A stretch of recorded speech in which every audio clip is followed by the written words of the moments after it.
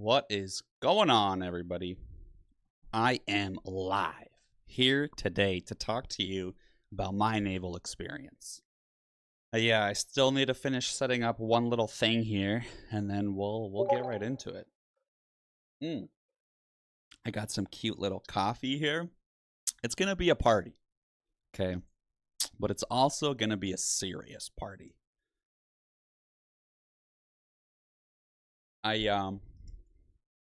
I feel as though after yesterday's shenanigans. So yesterday I posted a video where I reacted to a Star Citizen gameplay review, and I got a lot of negative feedback. And it's my first time really experiencing negative feedback, at least in YouTube, in the YouTube world. And it hurt. It really hurt.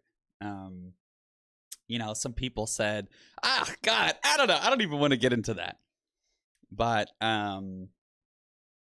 yeah, I felt the overwhelming urge to go into more details about my journey and experience in the Navy, and also kind of redo the whole Star Citizen reaction, because there's a lot there that I portrayed poorly, or just in general didn't necessarily give the appreciation that I should have, because there's really a lot of really cool things in Star Citizen, and I was just very distracted with my chat. So I want to preface all of this by letting you guys know that ultimately I'm just some guy. All right, I'm just some dude that was in the Navy from 2016 to 2024. I can only speak to my experience, what I went through, my time on the Nimitz from 2018 to 2022, and also my experience at Naval Nuclear Power Training Command as an instructor for 2 years, and my time as a student where I was also at Naval Nuclear Power Training Command for 2 years learning how to do my job. So I was a nuclear mechanic, and I'm going to be pulling up my evaluations here soon. I also have my bachelor's in nuclear engineering technologies. So overall, like, I'm a guy, right? I'm just some fucking guy, okay? I don't know that much, but I can speak on my own experiences and what I've gone through. And I'm going to be honest, it's really, really negative, at least in terms of the Navy. So if you're here to hoo-yah, let's go, military, Navy, America, probably isn't for you. Really probably isn't. And if you're here to just learn about the U.S. Navy experience, it's not a good one, for me at least, right? And there's plenty of other people out there that have had positive experiences, and there's plenty of other service members that have a totally different outlook on the military and what they've gone through. And I am in no way trying to like put down anyone else or what they went through. But yeah, I got like a little bit of a story to tell, so I want to tell it, all right? But I'm also going to talk about Star Citizen. So let's get into that. Let me pull her up really quickly.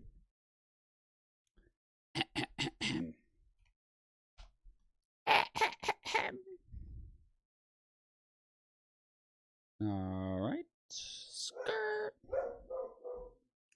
Let me pull this up. And this is Squadron 42 gameplay reveal. Skirt. Yo, Plinkett. What's good, dude? You got the XL popcorn? Hello. Yo, Plinkett's one of my boys. All right, I need to add in a text scene here.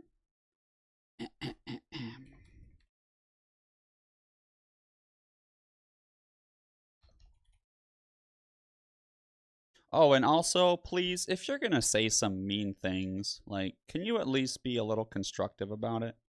I would really, really appreciate that. Because there's plenty of things that I'm doing wrong, that I'm probably going to say wrong or incorrectly, and I'd love for you to correct me. But at the same time, I'd really appreciate if you were nice about it. You know, I have feelings, you know?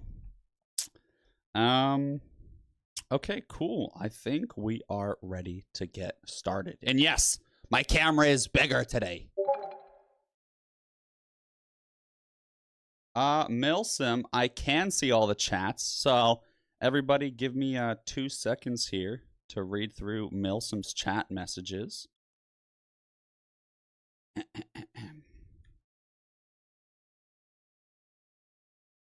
Damn, can y'all read this? I'm having a hard time reading it.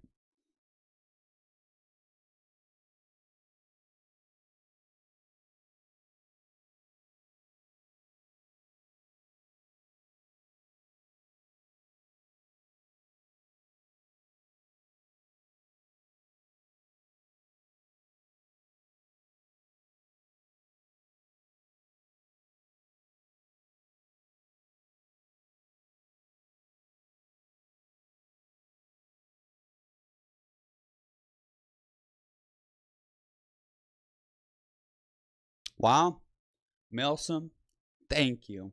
Wow, what a guy, dude. What a great guy, just setting the tone. I love it. I love it. Thank you. But all right, hold on. Really quickly, before this goes any further, I am going to pull up a little image here. Oh! Nastrani. Wow, I really appreciate you saying that too. What a nice guy. Thank you. But I do really quickly want to show a quick, cute little picture here.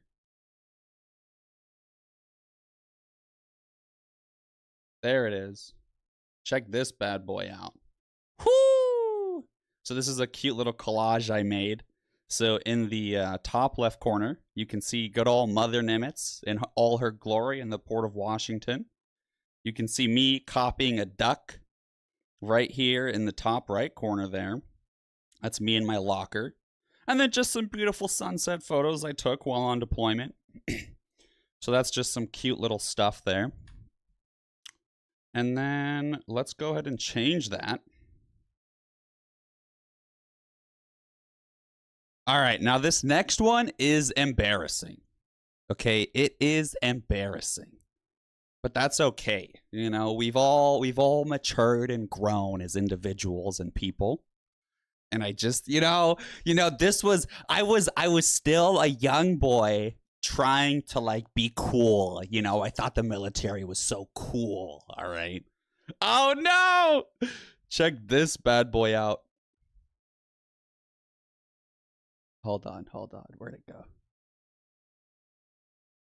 It's gonna hurt. It's gonna hurt, guys.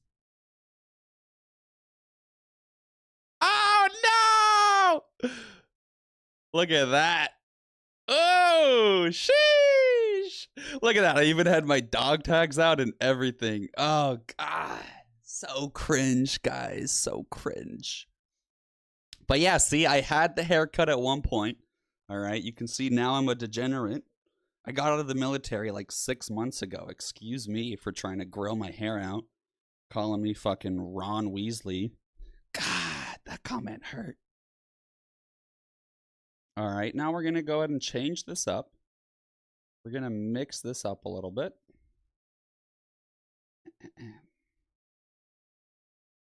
Oh. We're going to throw up one more quick little image here before we get into it.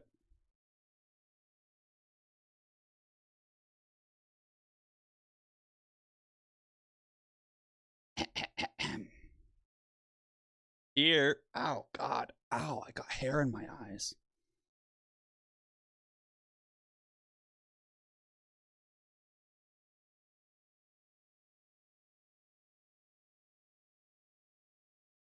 So here, just so that you guys know I'm not blowing smoke, you can see is my bachelor's in nuclear engineering technologies. Okay, all right.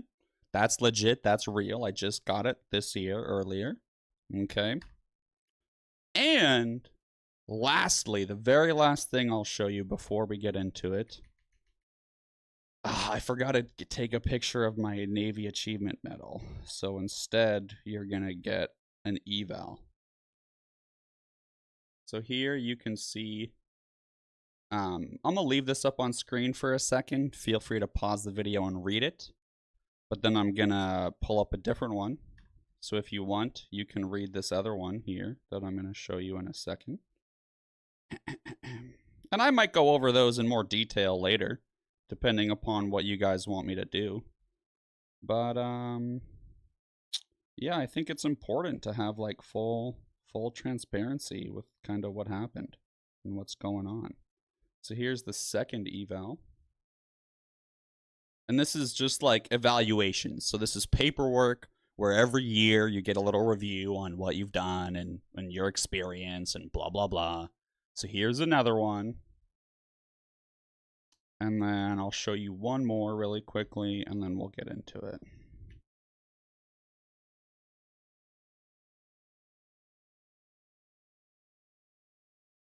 And this is just so that you guys know I'm not like some poser or something, right? Like, you know I'm legit, okay? I was a nuclear mechanic in the USS Navy.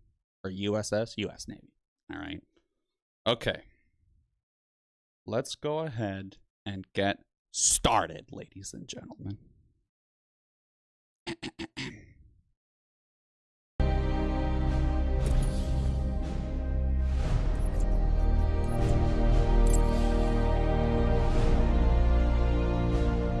Oh, that's fine, Ember. If my name shows up, whatever.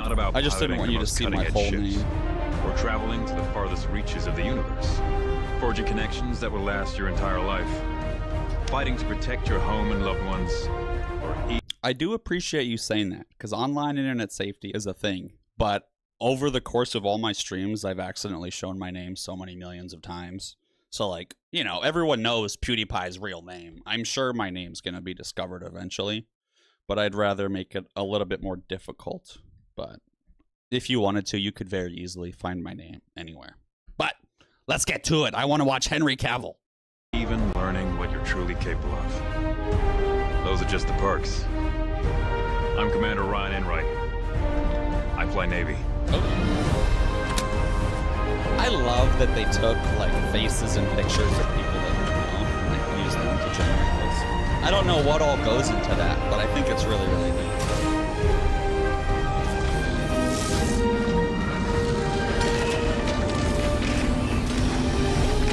Also, I had no idea this was a propaganda video. But like you can see, this is on a tablet. Like this is just some person watching this, which is also a really cool detail.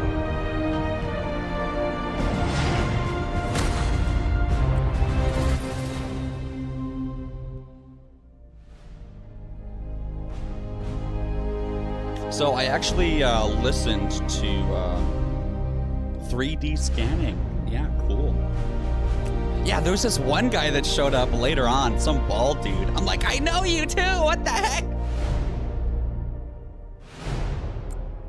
But yeah, so you can see here, this guy's applying, right? So a lot of people told me that, oh, he's an enlisted turret gunner and he becomes an officer, and I thought that was unrealistic. There's many different programs called like Seaman to Admiral, which is called Stage 21, where you can go from being an enlisted sailor to becoming an officer without going to college or whatever, right? Or they'll pay for you to go to the Navy Academy or whatever, right? And that's just one out of many different programs. There's plenty of officer programs. Hold on, I do want to keep up with this chat here. The main admiral is acted by Gary Oldman. Yeah. Also, someone in the Twitch chat just said something. Hold up. I am multi-streaming to Twitch as well. I assumed he talked to all rookies that way. I assumed he talked to all the rookies that way. I really like the customer creation aspect of this. I think it's very unique. Like, I remember when I first played Skyrim. It was, like, sick how they did it. Like, oh, cool! Like, you're actually creating your own character.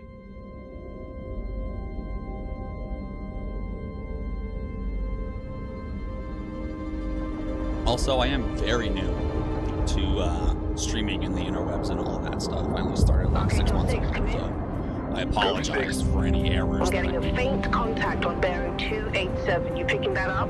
Yeah, got it. I love the space. I love the space. I think they do a really nice job of all the layers. We're clear. Commercial vessel out of Vegas 3. Reminded them that civilian traffic is restricted under lockdown. Copy that. Hold on, I do want to turn up my volume just a little bit, but it'll make it louder for y'all.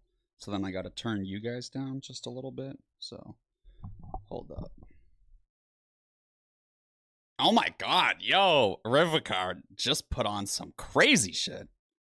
That's awesome, dude. You know, I'm just used to the little scroll bars. You know what I'm talking about? So, that's cool that you can do so much with it.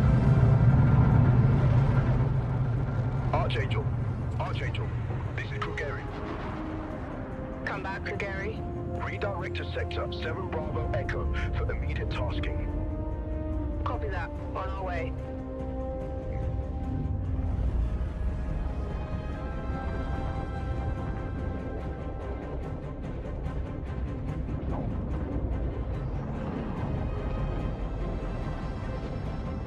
You know, even though I just watched this yesterday, it's still so cool to watch it again. Like, normally, I hate that. I would never watch something twice, personally. But this is just, I just love sci-fi, you know? Reposition for heading 038. Copy that. Adjusting heading now. So, really quickly, sorry, I missed something here. So you can see here, it says patrolling the Vandul border, okay? So I read through, or I didn't read through, but I listened to the Astro Historian's lore of the entire history of Star Citizen. I was only able to get through episodes 1 through 3. So I'm only at around the year 2500. So I'm not quite all the way caught up yet, but I am more familiar with the lore now, okay? And so the Vandul are one of the aliens, so it's cool that they're on the border to it, okay? Awali, good to see you, dude. Yeah, man, I'm doing this over, trying to have more of a serious note to it, because that's what a lot of people requested and didn't like about my last video. And I'm never going to fucking talk about Star Citizen again or play it until way later on in the future. So I felt like I owed it to them to go over it again. Yeah, adjusting heading now. Reaper Squadron. Thanks for joining us. What's your sit rep? In position. Also, personally, Understood. I don't like how the aircraft are coming out in the front of the ships.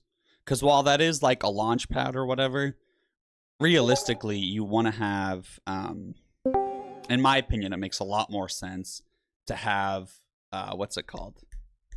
Openings on the sides. Because if you want to be straight on and have a smallest cross section possible, it's really difficult to get caught up in that. I don't know if that made any sense. Hold on, I'm trying to get out of my voice chat. I got all these people joining my Discord. I'm sorry. That probably didn't make any sense, and I'm sorry. But I'm just gonna move on. All flanks. Bishop wants to lose formation on our baffle so we don't clump up. Copy that.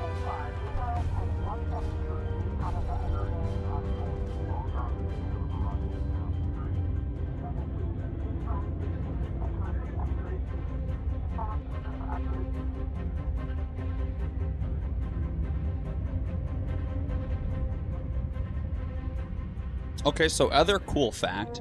This is diamond glass. I know I just wrote you. But a couple of hours ago, proximity sensors on the other side of the jump got twigged and went dark. The word is it might be that clan that we've been battling with. I guess that last fight didn't scare them off quite like we all hoped it would. Honestly, we've been out here so long, I don't know what to pull for anymore. So, quick comment, all right? He mentioned how the sensors on the other side of the jump got twigged. So, in this universe, the Star Citizen universe, they don't have faster than light travel. But what they do have is jump points. And so they have a quantum drive that's based off of the Alcubierre drive, which basically warps space in front of the ship to where it's smaller and increases it behind the ship so it's larger, and basically acts like how pressure works, where you always want to flow to a low pressure region. That's how water flows, in case you guys are curious. There's this whole fluid dynamics that I could talk about all day. But basically it uses that same concept of shrinking space in front of the ship to get it to move forward. And so that's what the quantum drives are based on. And they ended up only going with a quantum drive, as far as I'm aware, as far as I am in the lore, which is the year 2500, and present day is 2900. They are only able to get 1/10 of light speed with quantum drives.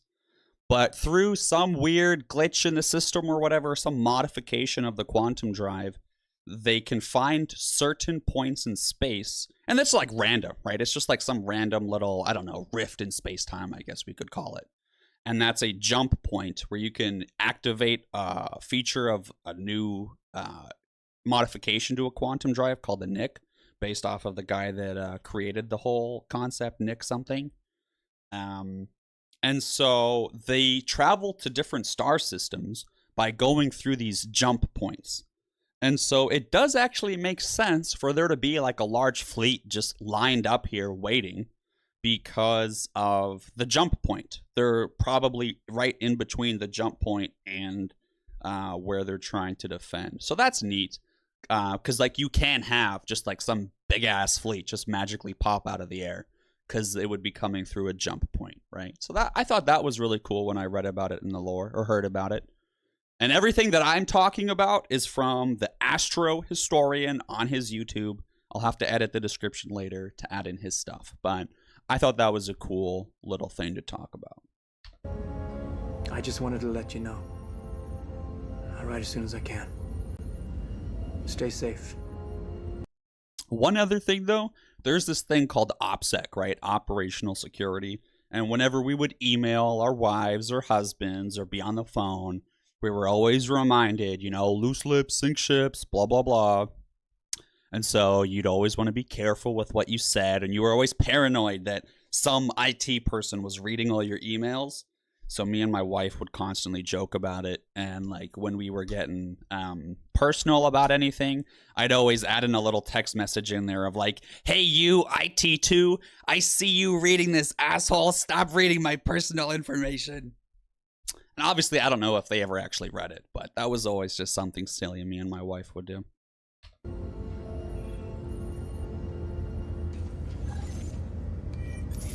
Wow, Ember Sky, great point. There's like a cloud around jump points, which is an interesting fact. Luke is Vickers Wellington, by the way, everybody. And yes, I did EU on accident. In my Subnautica playthrough, all right? Never gets old, does it? Sir. It is. Okay, so something to clarify here. In the British Navy, they say sir to every officer regardless of gender. And so that's interesting to me, because in the US Navy, that's not a thing. I'm sure it is in certain parts of the military, in the US military maybe, I don't know. And I'm sure certain ships or certain female officers do want you to address them as sir. However, I never experienced that on my ship. Every female officer just preferred to go by ma'am. Occasionally, you'd slip up and accidentally call them sir, because you're typically dealing with sirs. And that was always funny, and they'd just laugh at you. But what I don't like in this is that he turns and just randomly salutes. That does not happen. At least on my ship, that didn't happen. You know, maybe there's some super respectful admiral general guy. But, yeah, no, that would never happen. I would never, even if the captain walked in, I would never turn and salute him. Like, that's ridiculous. But during formal events where all of you are sitting and like the captain's gonna show up, right? That is a whole thing where someone will yell, attention on deck, and then you all stand up at attention until he says at ease, and then you can all sit back down or whatever. Like, that's a thing. But one-on-one, privately, hell nah. I used to do the same thing when I was first coming up. Post up to the flight deck whenever I could to watch the launches. What she just said, just going to the flight deck and watching, 100%.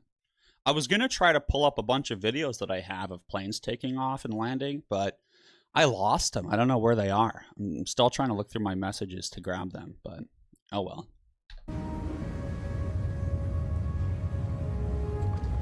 Have you seen the F-8s up close? No, sir. The thing's a beast. Nimble, too. 12 maneuvering thrusters and 3 mains. It sure sounds like it. Sir. Captain McLaren, to the bridge. Captain. So one thing that does bother me about this is that he says, no, I haven't seen them up close. And that's a little frustrating to me because especially if he has ever been on an aircraft carrier, like they are in the flight deck. Or I'm sorry, they're in the hangar bay is what it's called. So the flight deck's up top, the hangar bay's underneath the little flight deck area. It's like a big, vast space. And yeah, we got mad planes in there. So if at any point he was on an aircraft carrier of any kind, he would have walked through the hangar bay. Like it's not some secure area. People walk through the hangar bay all the time. So he definitely would be familiar with them and walk past them a lot. In my opinion, I don't know.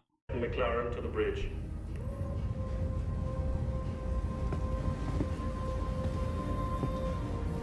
I saw you apply to the flight academy. Oh, okay. The F8s are new. See, that's interesting. Yeah, that definitely changes things. Again. Yes, sir. Keep your head up. Took me a couple times before I got in. Thank you, sir. Okay, see, so this is where the people pointed out to me, like, hey, he's been applying to the academy, blah, blah, blah, he wants to be a pilot. This very clearly is displaying that again, and I was just talking over it. So, yeah, pretty clear. Luke, I don't want to spend too much time talking about this, but basically everyone on board is trained in basic damage control. And on certain submarines or smaller vessels, more people are trained in advanced damage control. But specifically on my ship, an aircraft carrier, we're primarily just trained in basic damage control. And then there's entire divisions and departments that are the actual special damage control people. And, you know, we would do this thing called general quarters about once a week or so. Sometimes less, sometimes more. Where, you know, we simulate being attacked and we'd all go to our little stations. And that was, I hated general quarters. Oh! General quarters was the worst, dude. I can get into that later, but yeah, it was miserable.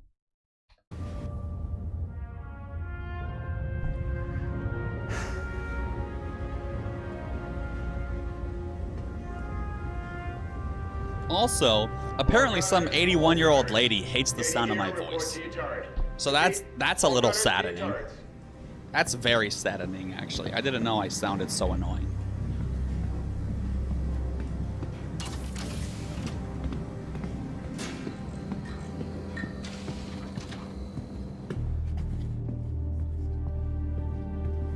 I mean, the graphics are really, really impressive, for sure. Snap, I forgot to tell.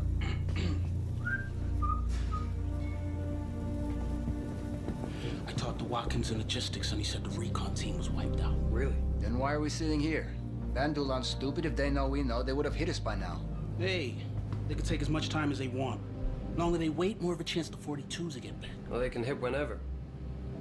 Hey, there you are. Hey. Where's your helmet? Can't gun without it. Yeah, Luke, I'll have to talk to you more about it in detail over a Discord call someday or something in general. Got to go up. But I don't want to spend too much time on damage control during this video. Jacobs told me the Vandal tried to board ships, and I haven't been able to sleep since. I heard my buddy over on the bank. So one thing I want to point out is so far there's a general air of like fear around the ship, right? Those three people were talking about it. And then this guy over here too is talking about the Vandal and he's having nightmares and everything. That's legit. Like it's sad to say, but it's legit. Like on an aircraft carrier, we are pretty much part of a, what's it called? Not a squadron, a battle fleet? No.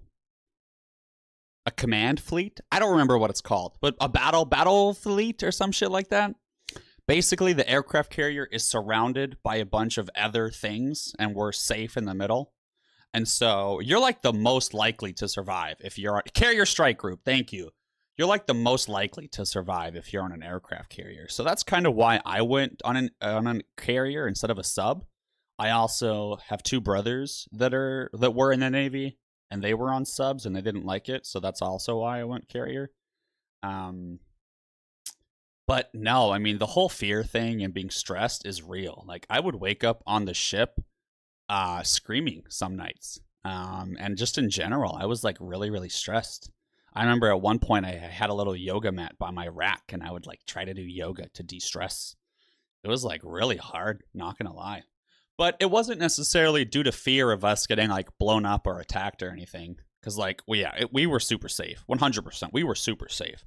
My stress didn't actually have to do with safety. It more so had to do with us going to war and then the deployment being extended for several more months, or me not seeing my wife for several more months, all due to some arbitrary war that I don't know anything about. And it was also stressful too because we were dropping bombs. You know what I'm saying? Like, at one point they came over the intercom and like made an announcement to the ship being like, hey, so far during this flight availability, or not flight availability,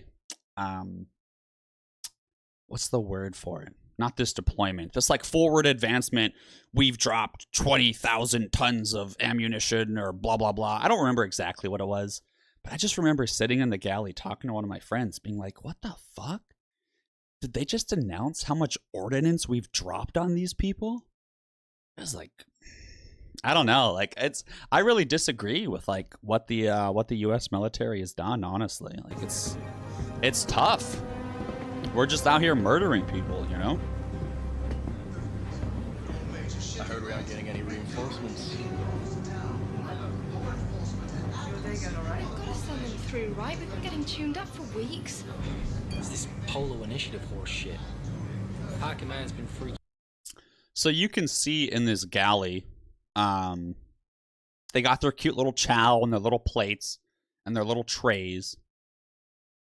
Andrea, I'm watching this video again because I did a very poor job of talking about it last time.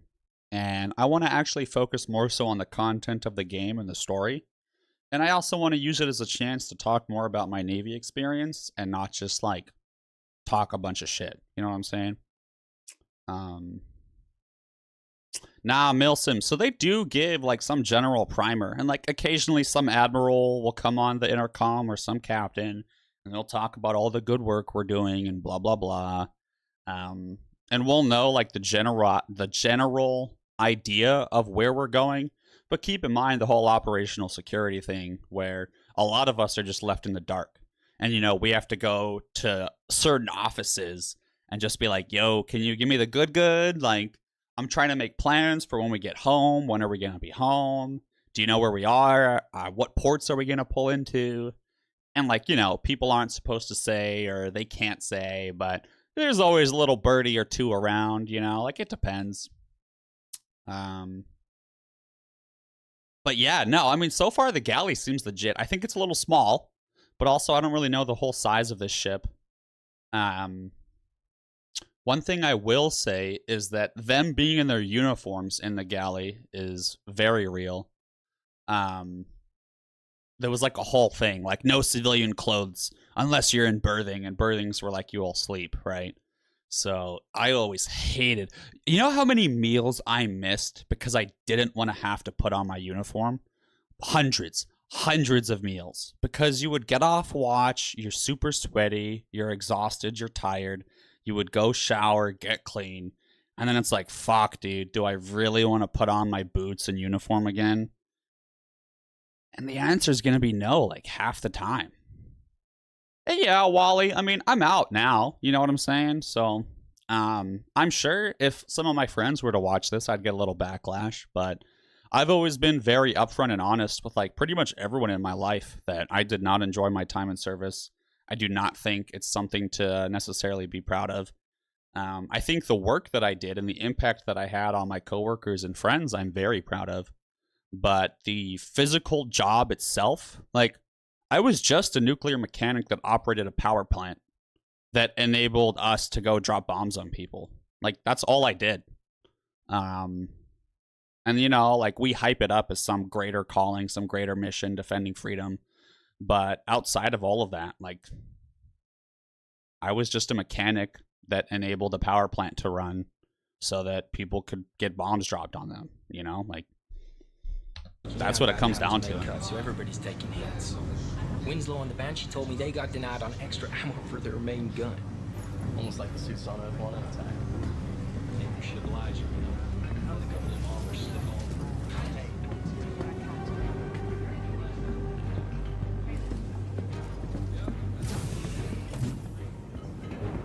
Okay, so this is funny. This is funny. Lost Squad. First things first, these racks are way too big. Way too big. I'm sure later on, maybe in the future, we'll have larger racks, but compared to today's U.S. Navy, these racks probably have, honestly, I would say 2 to maybe 2.5 times more space above them for them to, like, hang out.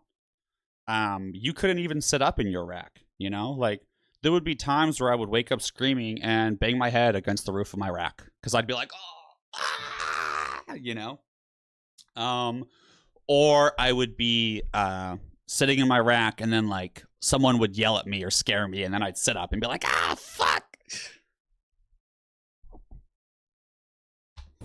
Are they seriously doing another show about the fall of Caliban? Yeah, Milsom. So that's another real thing. There was different colors for different things. Specifically on the flight deck, they got called Skittles.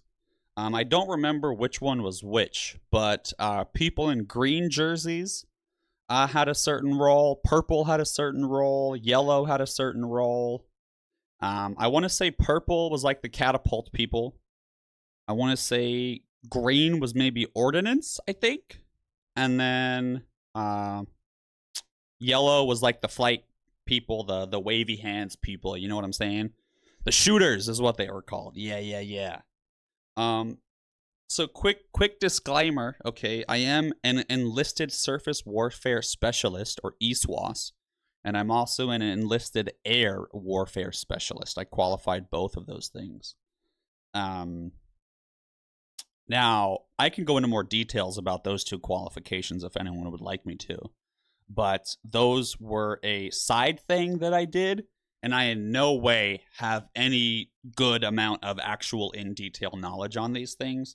It's mostly very surface level stuff. My job was in a power plant, and that's what I actually focused on.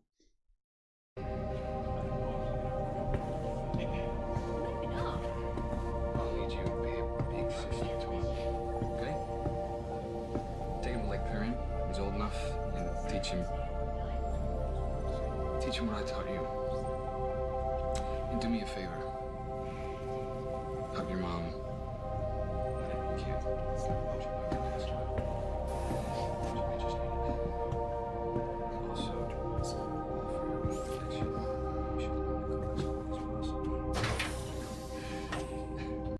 So, one thing I think is interesting. Oh, Milson, thank you for that correction.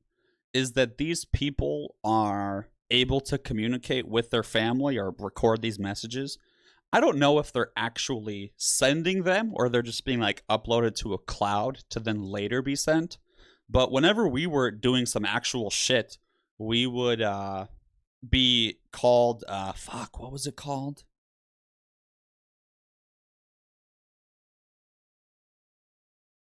I don't remember the name, but it was like radio silence, basically. It was like blackout something, to where we had no communication with the outside world, so no emails would go through, no phone calls would come through.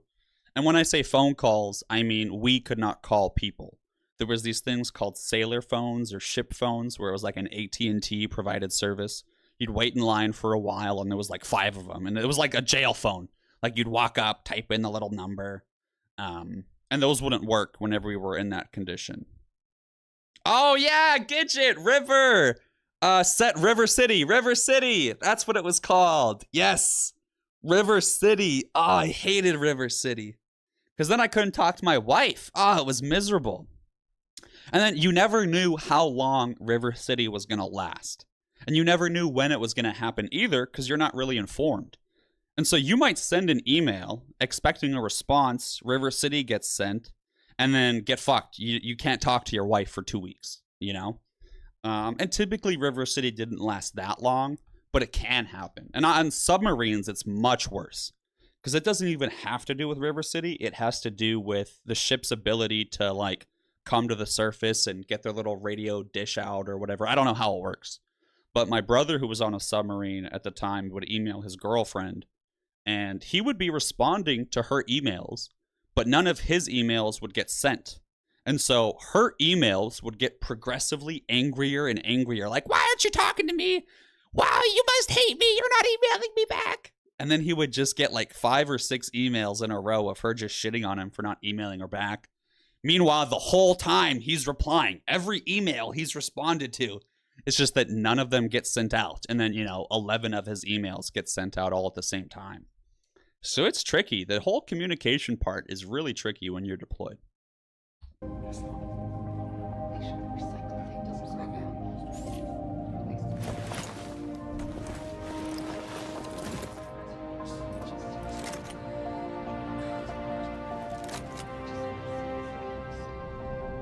Also, his rack is extremely clean and well organized or whatever. I don't know if you saw that picture that I had up. Let me pull it up again. Let me pull up this picture. Because y'all deserve to see the difference, okay?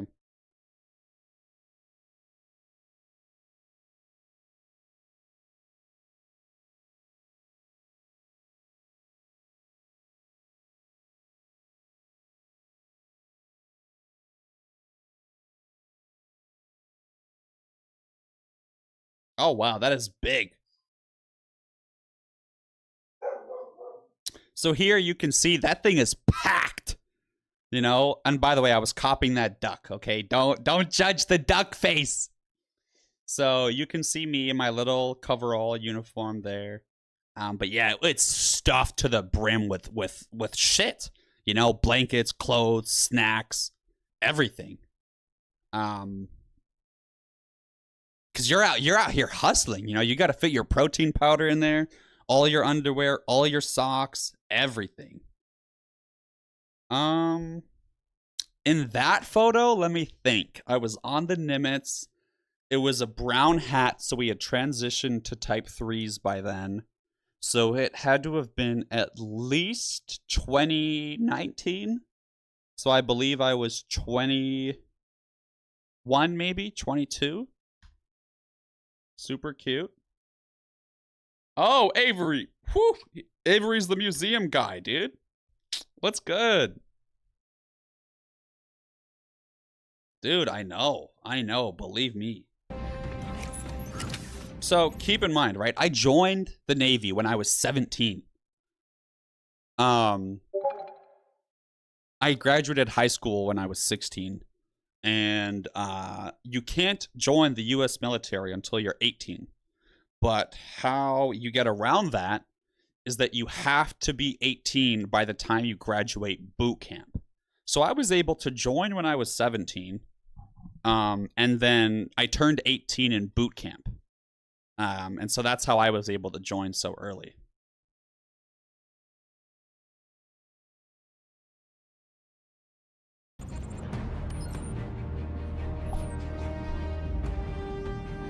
Hey.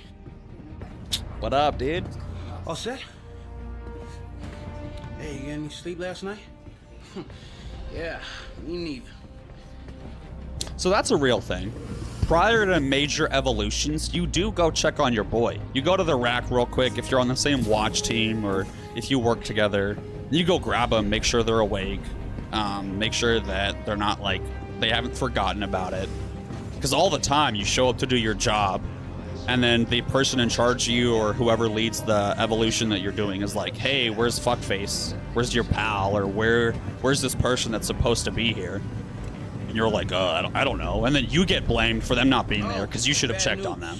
I heard Goofy was assigned to your rig for this last shift, so brace yourself. Your controls are gonna be screwed.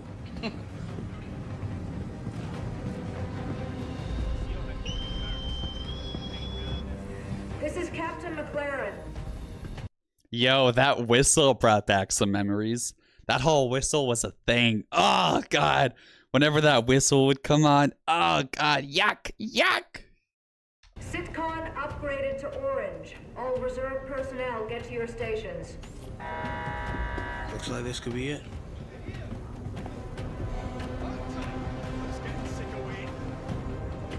Hey, good luck. Appreciate it, brother. Yes, sir. You got it. So what's really cool is these helmets are self-sealing, so if they get fucking blasted out into space, they can still breathe. That's a really cool feature.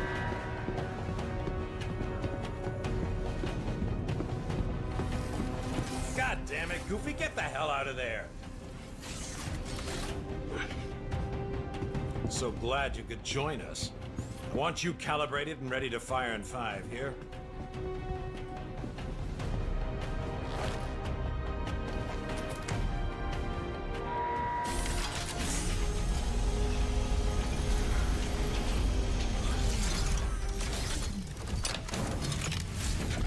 One thing I will say that I disagree with is how he goes to his turret and then, like, the battle starts. And yeah, sure, it makes sense, right? They call in all their personnel, set battle stations, whatever. But specifically something such as turrets and defense of the ship is not something that they just leave. Like, there is always someone on watch, is what it's called. A watch station, a duty station, where that's their entire job. For those 5 to 6 hours, they are sitting there.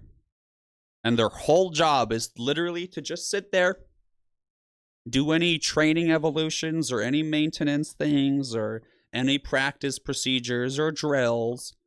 And then you leave the chair or leave what you're doing and you go to sleep or whatever you need to do.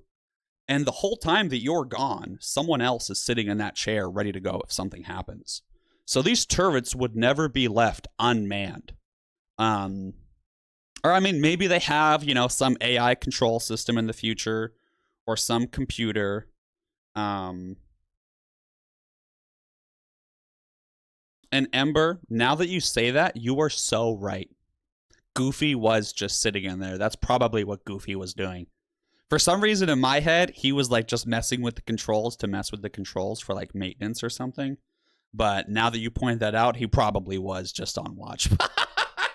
I'm so stupid, dude. Oh, that's so funny. My bad. My bad. Please don't cancel me this time. Please. Don't shit on me. No, God.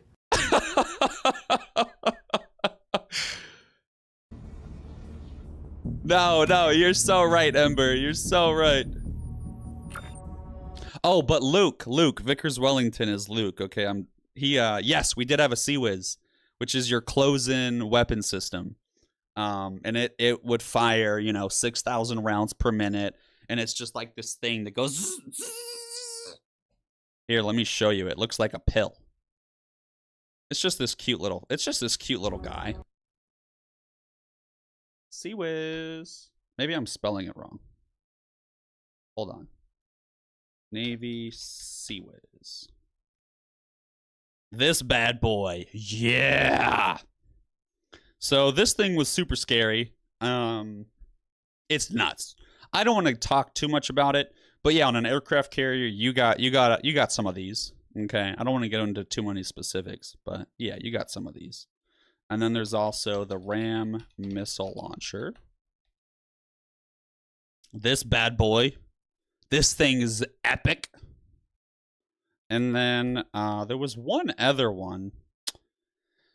What was the name of it?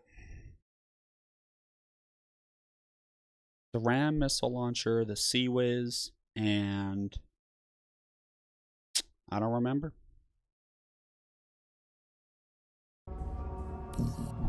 I don't know how the hell Goofy uses this thing with those settings. I'm just gonna do a full reset so you can get operational. Oh, Eskimo. Cool, dude. Calibration program. Stand by. We'll start with tracking. Since we're out here hunting a Vandal clan, I'll load up one of their ships for you to follow. That's legit. Hold on, I think I know what it was called. like NATO. I think it was NATO.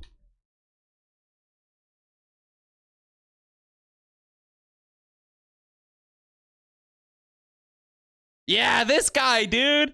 This guy. Yo, this thing was nuts because it actually looks like that. And so I remember one time I crawled up on the ship because we were in dry dock. And so dry dock is where you do a major overhaul of a lot of different systems on an aircraft carrier or just any ship, right? At that point in time, the ship is not manned. It's not operational. People are going home, you know, whatever. It's a lot more chill. And so one time, it was like either really early in the morning or really late at night. And, you know, I'm just this cute little E4 petty officer, blah, blah, blah, cute little E4 guy. And I just crawled up there. And I stood right up here, right on top of it. And I pretended that I was like having 2 missile launchers right there. And I was like, that was cool. It was a cool experience to stand on top of one of those things. Obviously underway, you could never do that. And I'm sure I would have gotten yelled at if someone saw me do that. But, you know, you only live once, you know? We're just out here vibing. I was just living my best life, all right? But I do want to get some more water. So I'm going to leave you here with my pepperonis while I go get some more water. All right, I'll be right back.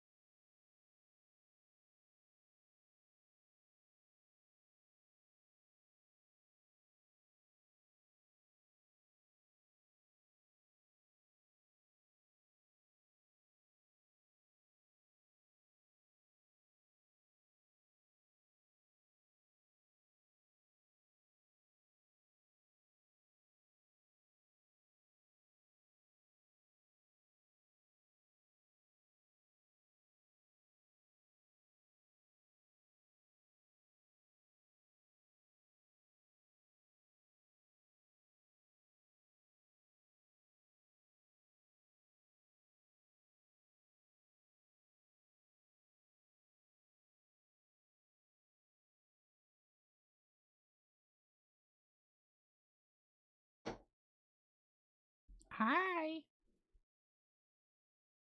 Who goes there?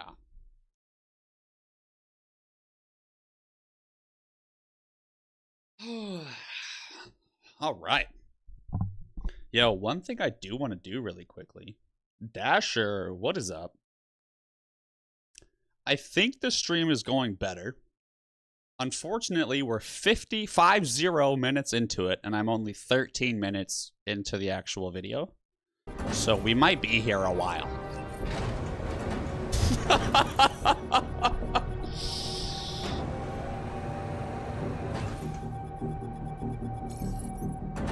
Oh, so one thing people pointed out to me.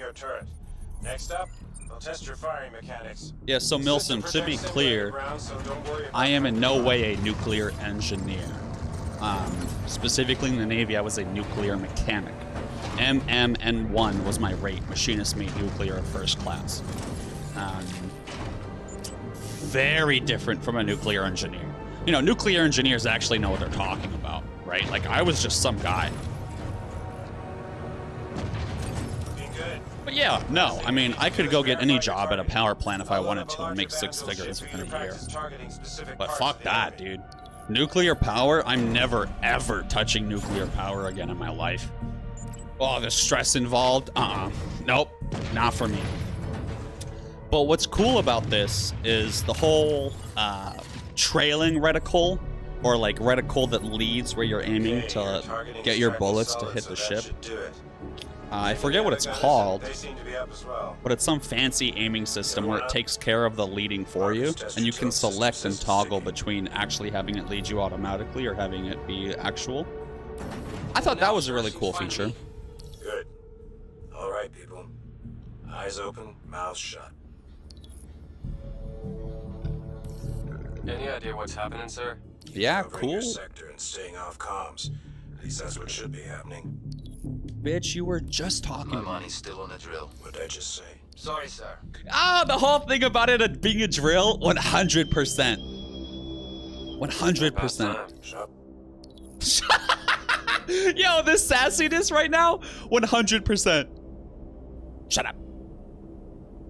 Attention, Second Fleet. This is Admiral Bishop. What up, dog? For 6 months now, we have faced an elusive enemy determined to see the Empire burn and every human with it. There have been battles. There have been losses. Each and every one of you has proven yourself time and again, but today I must ask for more. Today, we fight one last battle. Advanced recon indicates the entire Vandal fleet has just entered the system. Damn. So one thing I'll say is I have been deployed, really just the South China Sea, and the Gulf, and that's really it, man. I mean, literally just floating around the Persian Gulf for days, hours, months, weeks. That's really it in the South China Sea. So I was on the USS Nimitz from 2018 to 2022. Yeah. One thing I will say that I like about the uniforms that I've seen so far is, one, they have a name tag, very accurate. Two, they seem to all have this little pin right here, which is typically an ESWAS pin, right? An Enlisted Surface Warfare Specialist. And there's all these different ones for different rates and different jobs. Officers have their own one. And you can also see that he has these little shoulder tabs here and this rank on his side. Very, very real for that to be on uniforms. However, what I will say is, at least operationally, 99% of the time, everyone's just going to be wearing coveralls. Or, you know, whatever actual like combat suit or flight suit that they have to wear. But for people that are just walking around the ship or sitting in a chair like here on the bridge, everyone's just wearing coveralls. And there is ranks on the coveralls in the collars, but that's really it. It's not all this fancy stuff.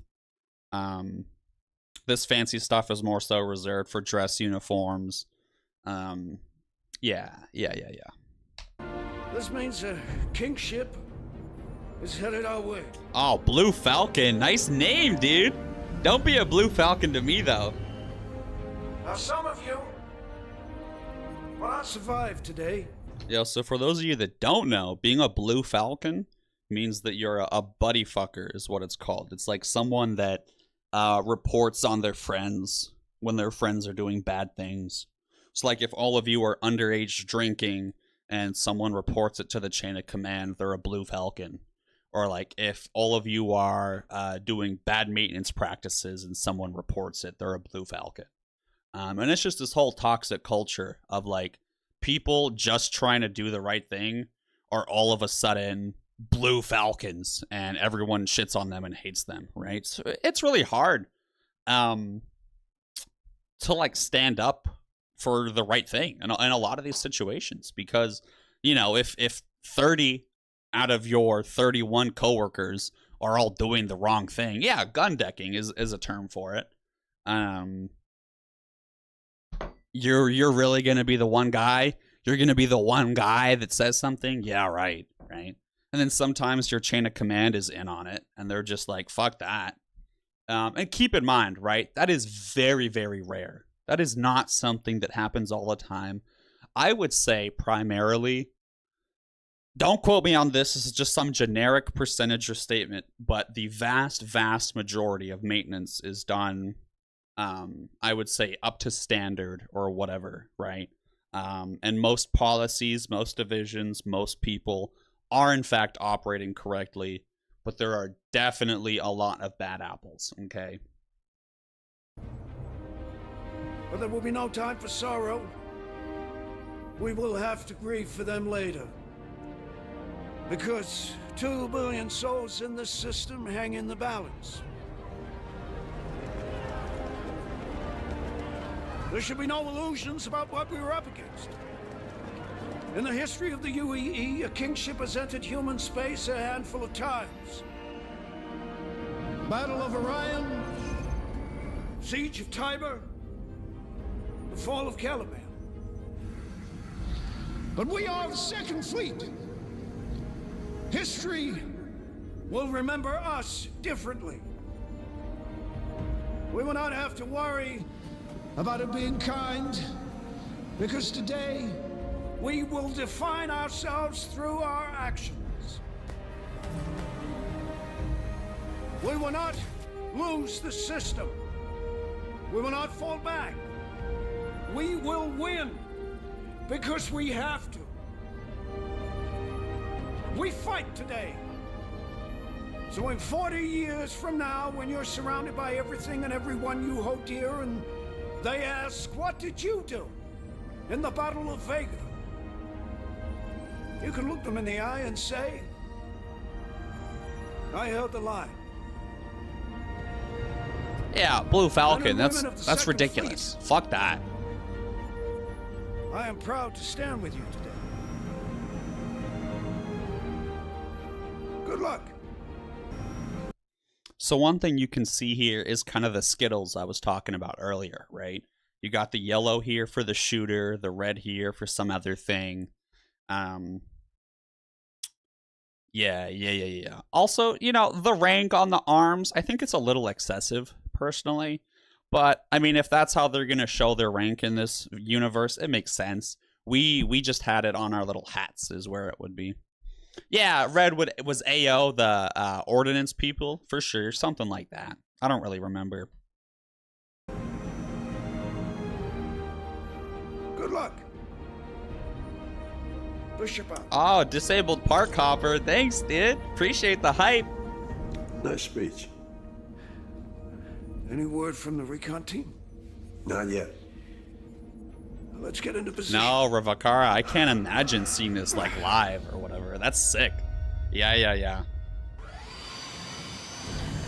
Wait, CV-59. We gotta check this bad boy out. The USS Forrestal. Wow! Bro, one of the OGs is out here right now. Wow, mad respect. LPD 18. Oh, cute. Really cute. Yeah, I mean, look, not gonna lie, right? What I went through and what all of you went through is very, very different. Okay, very, very different. The same people that were doing my job several, like, decades ago were able to smoke in the propulsion plant, just like have cigarettes and cigars. And they had little Walkmans and music, and they were just fucking bopping and beeping and being little hooligans. And all of their stuff was on paper, and quality assurance was different, and operating standards was different. We have these things called the watchstanding principles in the nuclear community, like ownership, formality, integrity, procedural compliance, level of knowledge, questioning attitude.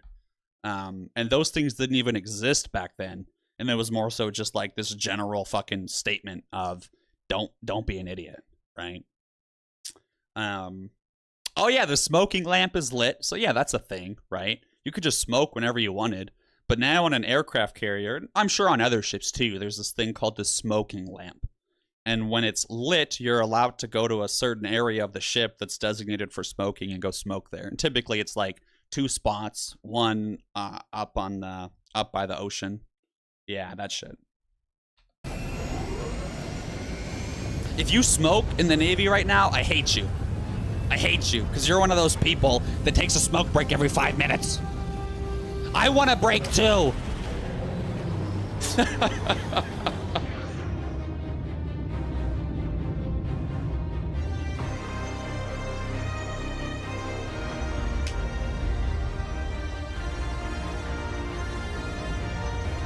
Well.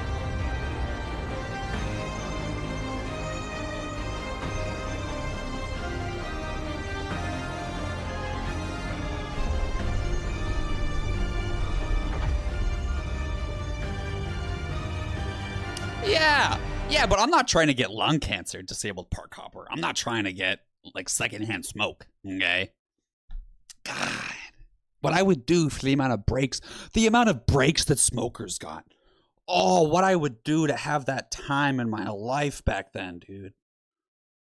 Oh, and they would just use it as an excuse to get out of so much work, too. Or just like when you're emotionally overwhelmed and you're just like sitting in an office and you're getting shit on by some chief or some khaki, or you've done something wrong, or you've been staring at the same PMS schedule for 6 hours trying to figure it out, and people need a break. And if you were to look people in the eye and say, I'm emotionally overwhelmed right now, I'm going to go take 5 minutes to get some air, they would laugh at you and be like, get back to work, bitch. But man, when I'm super grumpy and angry and rude, I can say, I just need a smoke break. And everyone's like, oh yeah, of course, go take 20 minutes. Oh God, I'm very anti-smoker. But that's a whole nother conversation. God, what a rant, dude. Y'all got me pissed.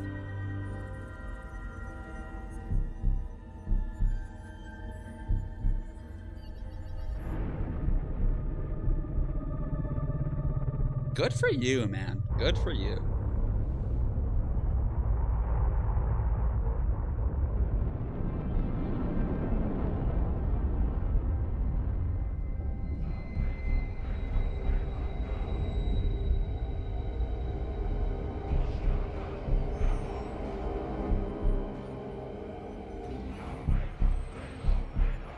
Fleet, hold fire until my mark. So one thing I will say is here you can see all these small little ships already out of the aircraft carrier, right? That is what makes sense. If you are going into a battle, you will not have anything, I guess, like in reserve. I mean, you're going to because you don't have as many pilots as you do planes, but it's not like you're going to keep half of your fleet in the actual aircraft carrier bay and then let them all go out at once. I mean, because it takes time to launch ships, at least on an individual basis. You know, you only have 2 launch pads that can do probably, I think, like 4 each, maybe. I forget. Or no, 2 each. So for a total of 4. And then it takes time to, you know, hook them up to the catapult and everything. So primarily, aircraft carrier battles, at least, aircraft carrier is not going to be anywhere near the actual combat. But obviously, right, different scene, different experience here.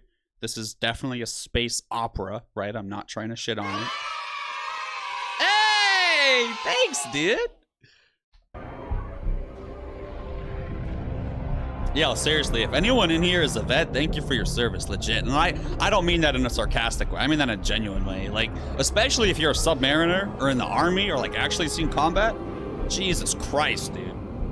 Like, all I did was work in a power plant, you know? And I'm still stressed as fuck about all of it. I don't know how y'all did it. Wow, that's cool.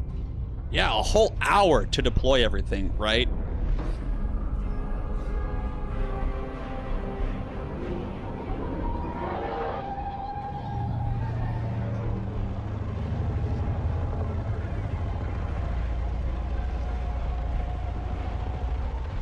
Yeah, geez, 75 aircraft. Yo, it is shocking how many aircraft can fit inside of an aircraft carrier.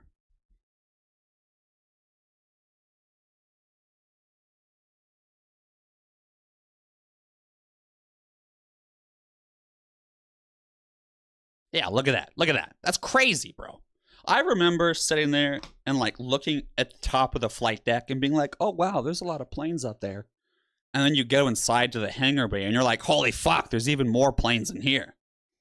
And then you keep going forward in the hangar bay and you're like, oh, look, all these helicopters are here too. And there's just so much, dude. They're massive. Massive, massive ships. Most common age to retire, my guess would be, I mean, 20 years. Somewhere between 40s and 50s. Most people don't do up to 30 years.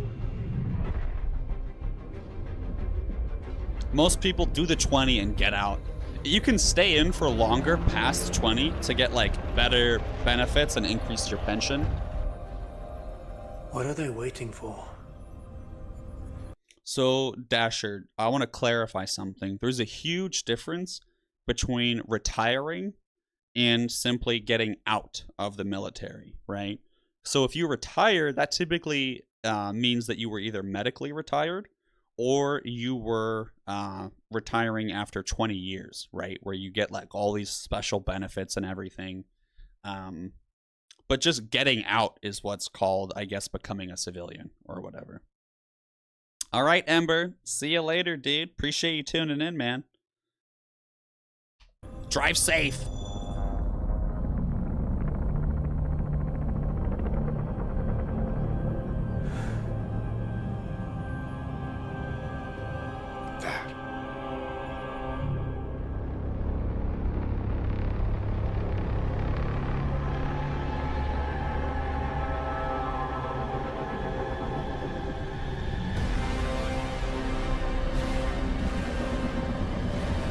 So cool.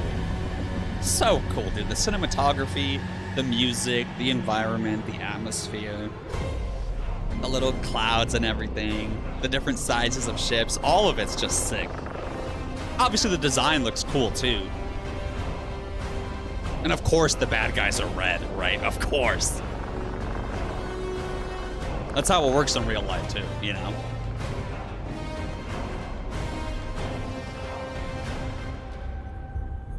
I thought it would be bigger. Yo, Olivia Bennett, welcome back to the stream.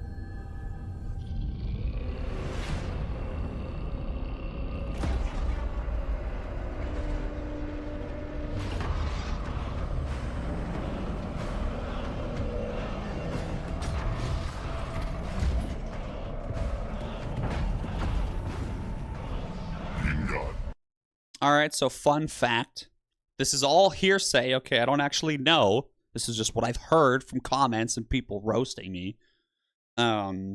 These are the Van Duel, and they show up later on. And I don't know what year they showed up in, okay? My study of the lore, I'm only at 2500, year 2500. I don't know when these guys showed up, but right now we're in around 2900, okay? But what I will tell you is these are the Van Duel, and they're evil. And they speak their own language, and their language was actually made by the same linguist that worked on Lord of the Rings. And so it's like an actual language that has rules and grammar, which is nuts to me, you know? I always thought they were just saying random noises, and we just were expected to believe that it made a language. But they like actually developed a language. And there's 4 different species, so it's 4 different languages. Shit's nuts. Really, really cool. There's a lot of depth to the lore. I've watched 3.5 hours so far of a history of the breakdown of the lore for Star Citizen. And I'm only at the year 2500 out of getting to the year 2900, right? Crazy.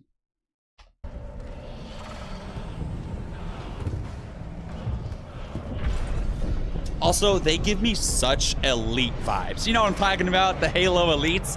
Ah, the Halo elites, dude, with their little 4 little squid. Oh! Ship's locked, sir.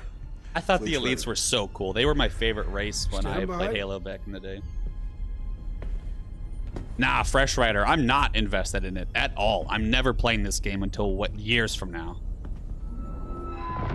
But I was scared. I was scared to make another one of these without knowing a little bit more. I literally was on the brink of tears yesterday due to all the negative comments. You know, it's hard out here. I'm an emotional guy.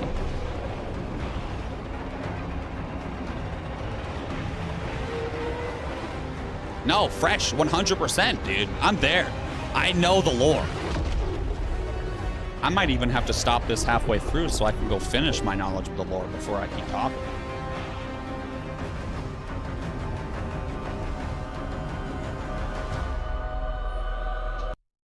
This right here is my favorite picture of the whole thing. Also, why am I not watching this in 4K?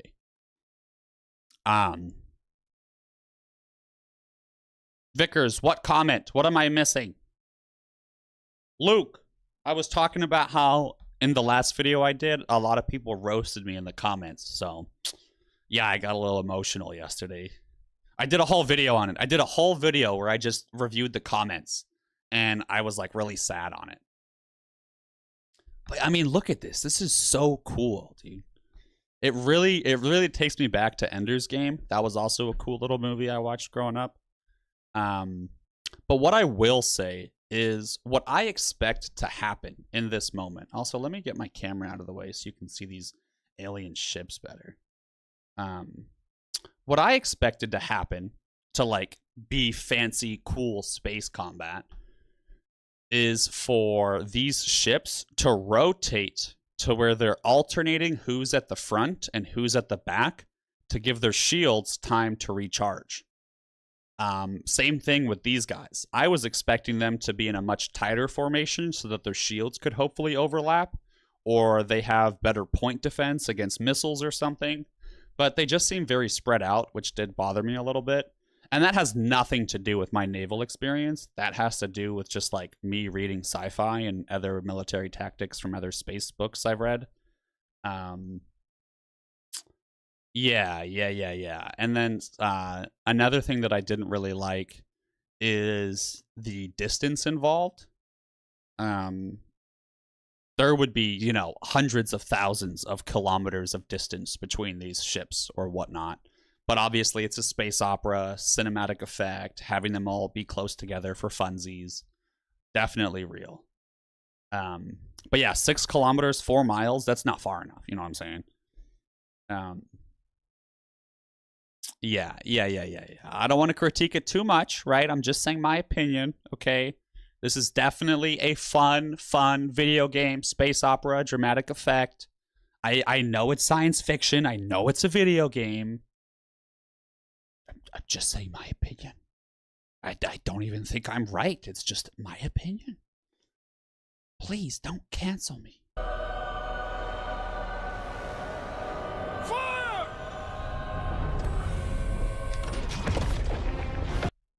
Really cool detail. Did you guys see that? The actual barrel is spiraled. That's a thing in guns. Which I think is so cool they added that. I would never have think to added that. It would have just been a hollow tube. They added such great detail to the game. Yeah, rifled, that's the term. Thank you. Something else I didn't like is that you can visually see all of these rounds traveling. I get it. It's for funsies. It's a space opera. Trust me, okay? But tracer rounds are a thing where it's like 1 out of every so many rounds. So I don't think the visuals here would be nearly as missile-y as it looks, right? Something else to consider too is a lot of different lasers aren't even able to be seen by the human eye. If you think about like infrared or X-ray or all these other types of wavelengths, the human eye can only perceive so many. And so a lot of these energy weapons that are designed wouldn't even be visible to the naked human eye. And so that's something else to consider, is that some of this space combat, you might not even be able to see the laser hitting the shields or hitting the ship, which is something that came up in my book series that I really enjoy, Star Force. And that really got me thinking, like, wow, I've never even thought about that before.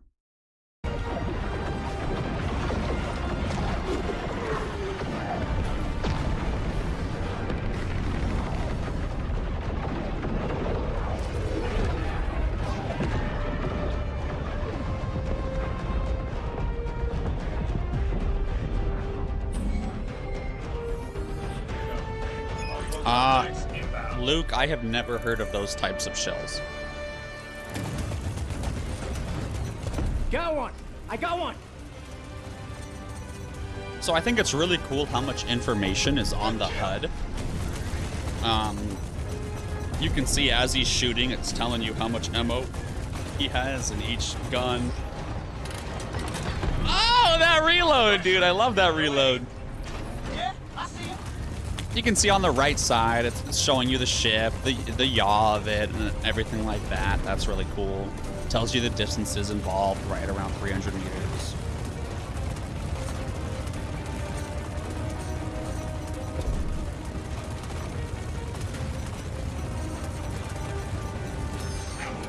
Yeah, so yeah, range is about 800 meters on some of these.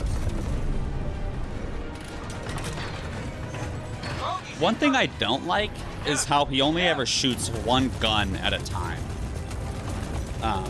And obviously you have different guns for different situations.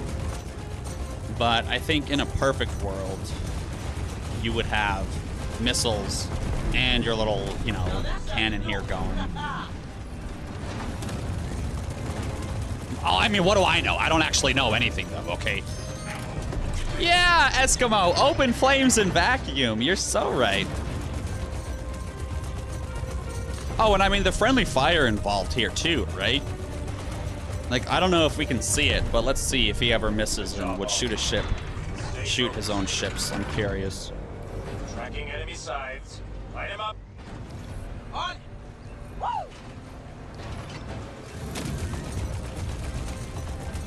No, definitely. This is so creative. Good kill.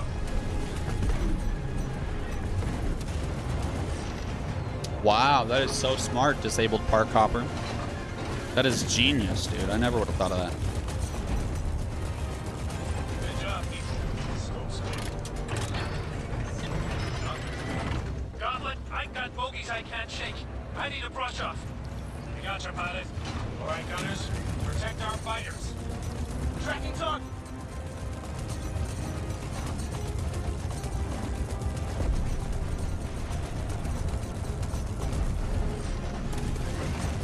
Wow, that's legit. Can't hold out much longer. Oh, see, he shot his own ship a couple times. You see those bullets that were missing? They were going straight into one of his friendly ships. But that's okay, you know? It's a vibe.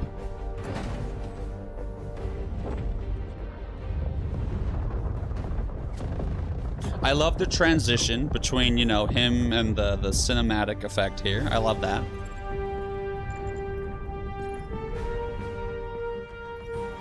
Wow.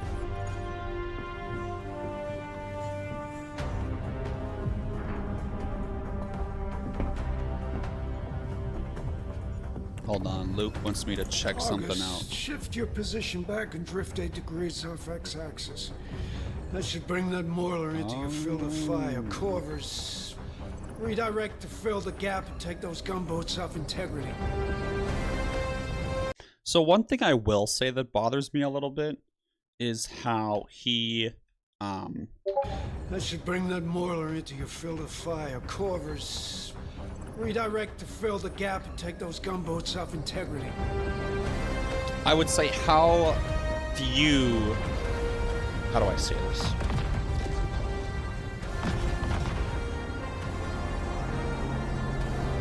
I don't even know how to articulate what I'm trying to say, so whatever. Scimitar, your turn to play bait. I don't even know what a PDC is, bro.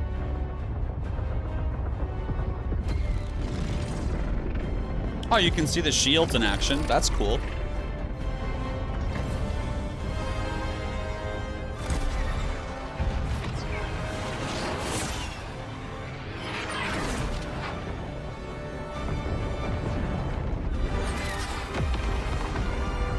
So the Nimitz does have big chairs.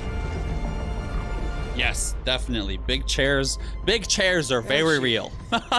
Push forward. Let's see how strong their line is. Raiden, you're their support. I have not played Star Citizen or Squadron 42, and I'm not going to. I'm just here to talk about it because it's a cool little video. Alright. I'm going to play Timberborn next. That's what I want to play next.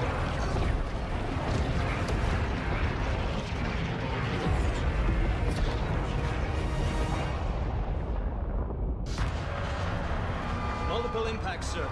Could have been capital ship fire. No, it's too focused. It's more like heavy fighters. Do we have a line on them? Turrets have been taken out, sir. Gauntlet, come in. We need you to sweep up some fighters on us. So the random transition from him looking at a tactical battle map and then him jumping into a chair and spinning around. Like, what is that? What is that? Come on. Come on.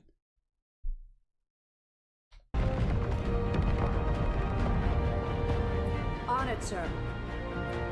Get us in. Also, I do not care if it is a diamond glass super strong thing.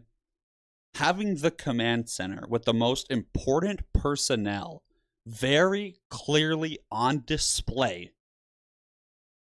with I don't even care if it's 2 feet, 3 feet, 5 feet of amazing super strong glass.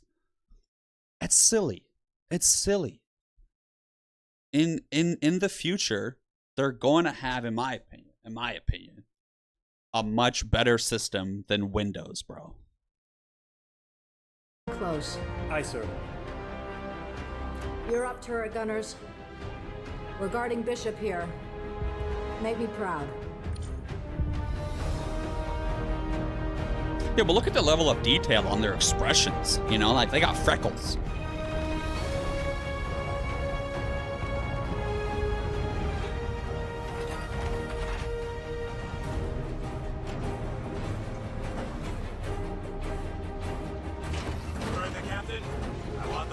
No, Medieval, it's been confirmed. It's not big screens. It's not big screens. I know that for a fact.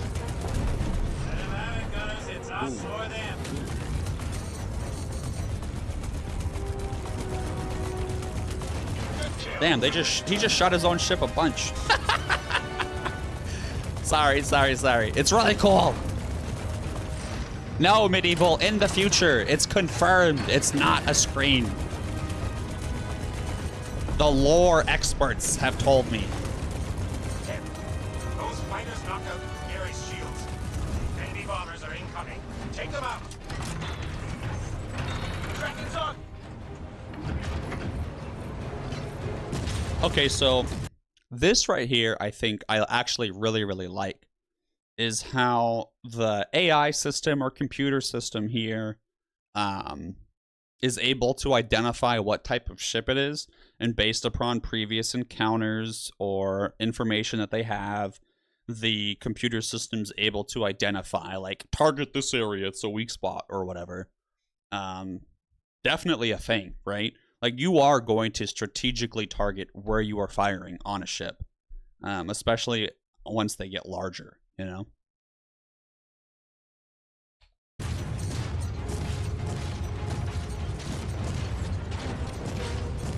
Granted, he's not doing the best job of aiming at it, but, you know, it's a game dev. What can we expect? Apparently, game devs are notoriously bad at their own game.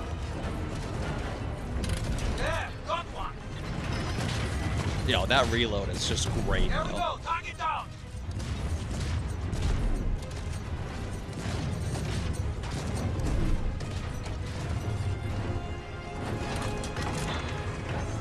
Nah, fresh, for sure, man. For sure.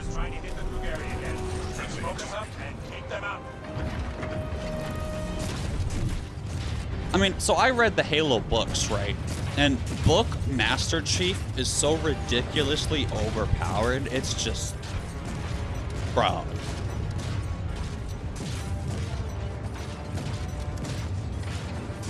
I mean, there's a million things wrong with Halo, with this, with any sci-fi. Oh, it's all just a vibe, you know?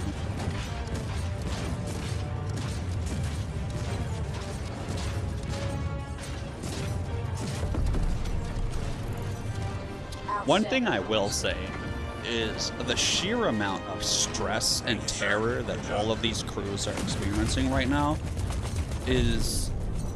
it's uncomparable to anything outside of everyday life, or to anything inside of everyday life. I've never seen actual combat, but even just when we're operating in a combat, a theater, or we're told that we're operating in like more of a danger zone and we're actually on mission, the stress is amplified a lot. And I'm not even actually doing anything, you know, I'm just operating a power plant and I'm stressed. I cannot imagine going through what this person's going through.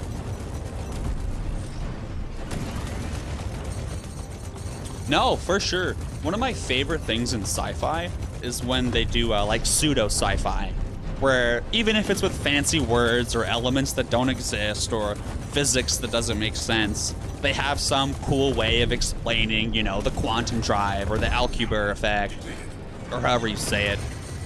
Like, I love that they explain the quantum drive and the jump points. Super, super neat stuff that you'll find in the lore and not so much in the game. Yeah. Did you see that? Oh God. Yeah, I mean, think about witnessing a ship that you very easily could have been assigned to. That so easily could have been you. And that ship is just toast. Like, oh God, the stress involved in all of this.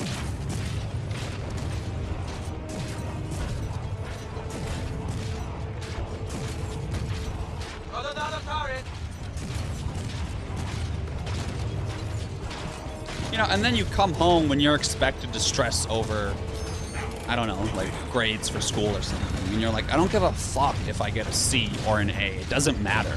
This doesn't matter. Or, you know, you're supposed to dress properly for certain events or talk a certain way or act a certain way. And it's just like, bro, none of this superficial shit matters. It's hard. It's hard reintegrating into everyday society.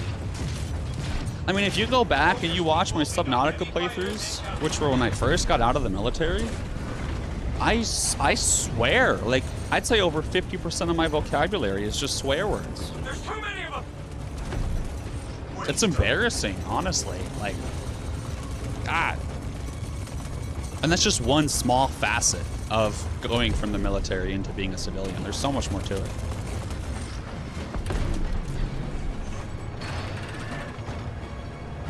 Keep up that fire. Yeah, no, like Eskimo, 100%. You're just like, holy fuck, please, I hope someone finds me and I don't starve to death. Ready to target the main turret. Luke, I've been out since May 31st of this year. Yeah, sniper, 100%. Yeah, I've gotten better. I still got more work to do, though. Marcus! Is that Marcus? Can anybody see shotgun fire? Take out that main turret. One of my guns is down. So, one thing I do want to point out that I think is legit is how there is a communication structure in place where they're being told to target certain things. Everyone's not just going to be blindly firing at random spots and hope that they damage the ship. There's going to be highlighted portions using the computer system. I think it's called, I forget the terminology, targeted fire, point fire, something like that, where you just try to target specific things. Very, very, very legit. Luke, oh God, would I recommend joining the military to people? The short answer is no. The short answer, or another short answer, would be it all depends on your situation and what's right for you. Based upon my experiences, if I could tell my past self, hey, should you join? I would probably warn myself of all of the negatives to joining, and then just be like, look, bro, if you think you can put up with all this shit, I would still join. Because don't get me wrong, there's a lot of benefits to joining, and it's helped me become a much more capable, strong, articulated individual, and it's helped me grow in so many different ways, right? But it's also, on an emotional level and physical level, really messed me up too. So it's hard, man. Everyone has to make their own choice, you know?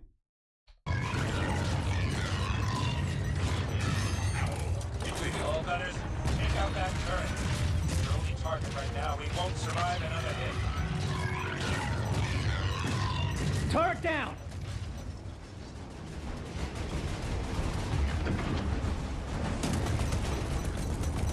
Tracking multiple inbound boarding spikes. Target and eliminate.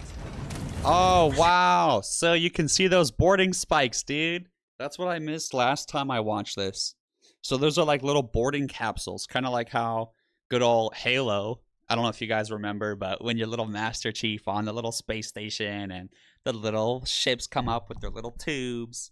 Oh, dude, I'd be spamming plasma grenades, dude, just trying to get them as they're all grouped up coming out. Woo!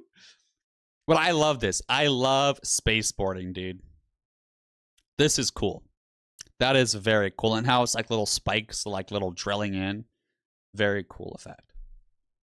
Get the hell out of here! Dude, Blue Falcon, it's hard, man. There are some aspects that I miss, but the aspects that I miss are so minuscule and tiny compared to all of the things that I hate. So it's hard. I could not, genuinely could not do what I did again. I don't have the emotional capacity, the mental capacity.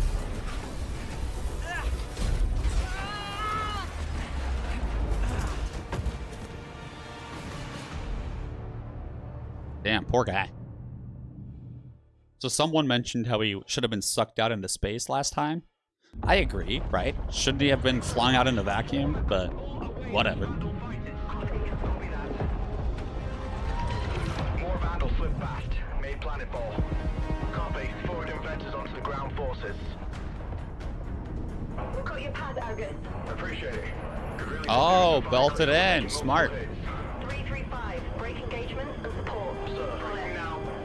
Charging main guns. Prepping for full spread.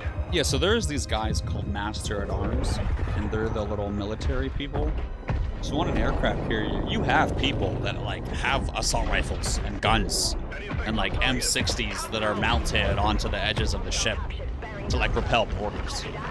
And they run their little drills, you know, so. If there was boarding, there would be counter border people for sure.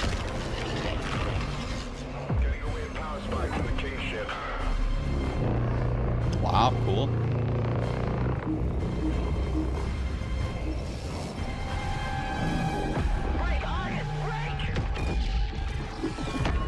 Ooh, toast. Argus is down. Repeat. Argus is down. Flight ops. I mean, look at their eyes, dude. Look at the detail. Pick up survivors. They got the wrinkles and everything, you know?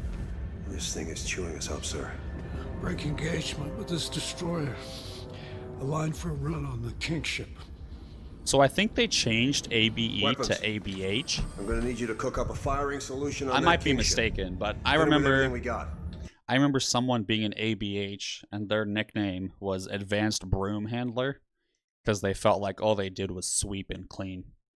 I thought that was really funny. One time someone told me that. ABH, Advanced Broom Handler.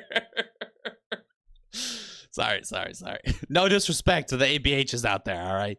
I don't know anything about your job. It was just a joke I heard. So, all of our weapons even focused? Have to do something. Right, Mr. Krause? The Van Duel aren't gonna blow themselves up. Yes, sir. Wait, next time we take a hit, drop our shields an extra 30%. Hear that, Shields? Sir. Navigation. Sir. Yo, Adjust Andrea, ready. I might react to the Star Engine Teddy demo. report. Aye, sir. I'll do a little bit of Let's research get their into it. attention.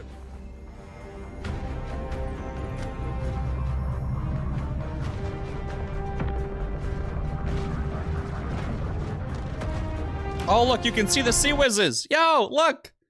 You can see them. Right there. Boom. Close in weapon systems.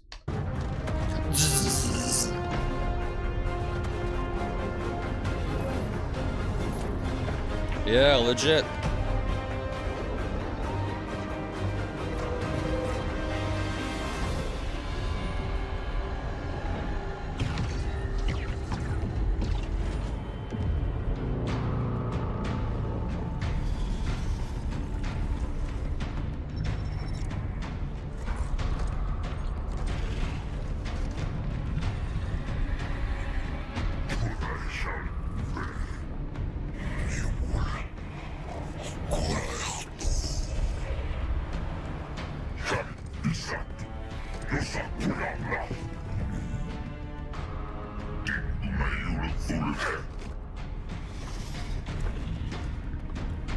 Yeah, get shit on.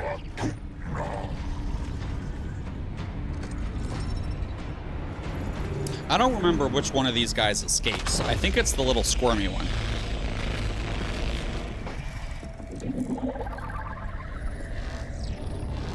Oh, yeah, Fresh Rider, that could be true. I don't really know, man. I don't really know at all.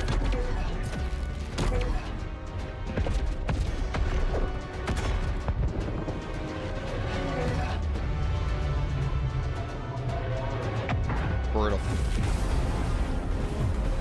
Second shield generator is down, sir. Starboard 4 exposed.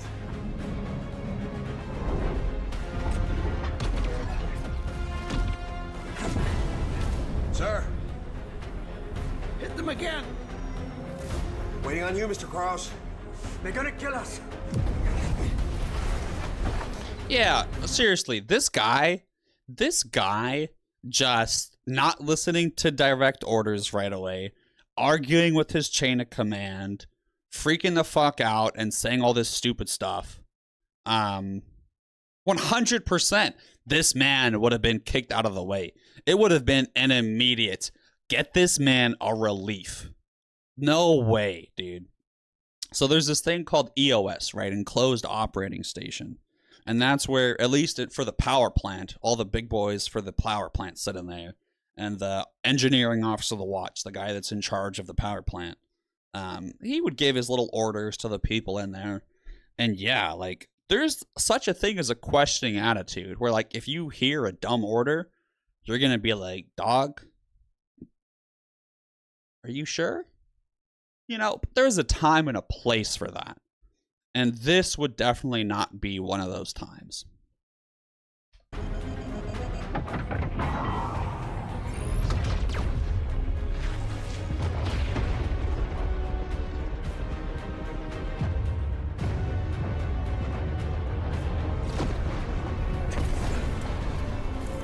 Getting power spikes. They're charging up the main gun. I guess you got their attention.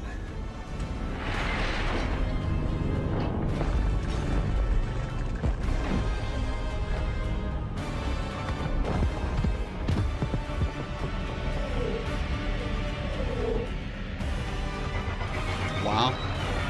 That's legit. There's a new aircraft carrier. I think it's the Washington that's supposed to have railguns. Or some ship is supposed to have railguns in the future. Or maybe it's like rail launchers for the planes instead of steam catapults. I don't remember, dude. I don't remember.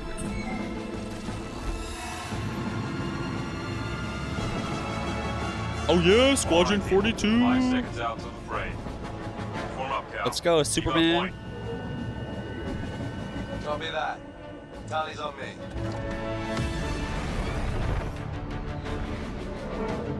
So hiding in asteroids, I feel like, is a legit strategy.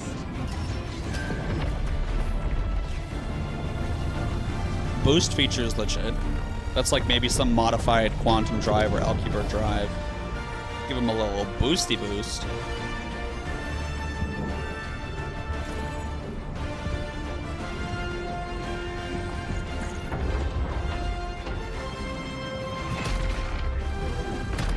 Let's say hi. All copy. Tubs at the ready. Stand by for lock.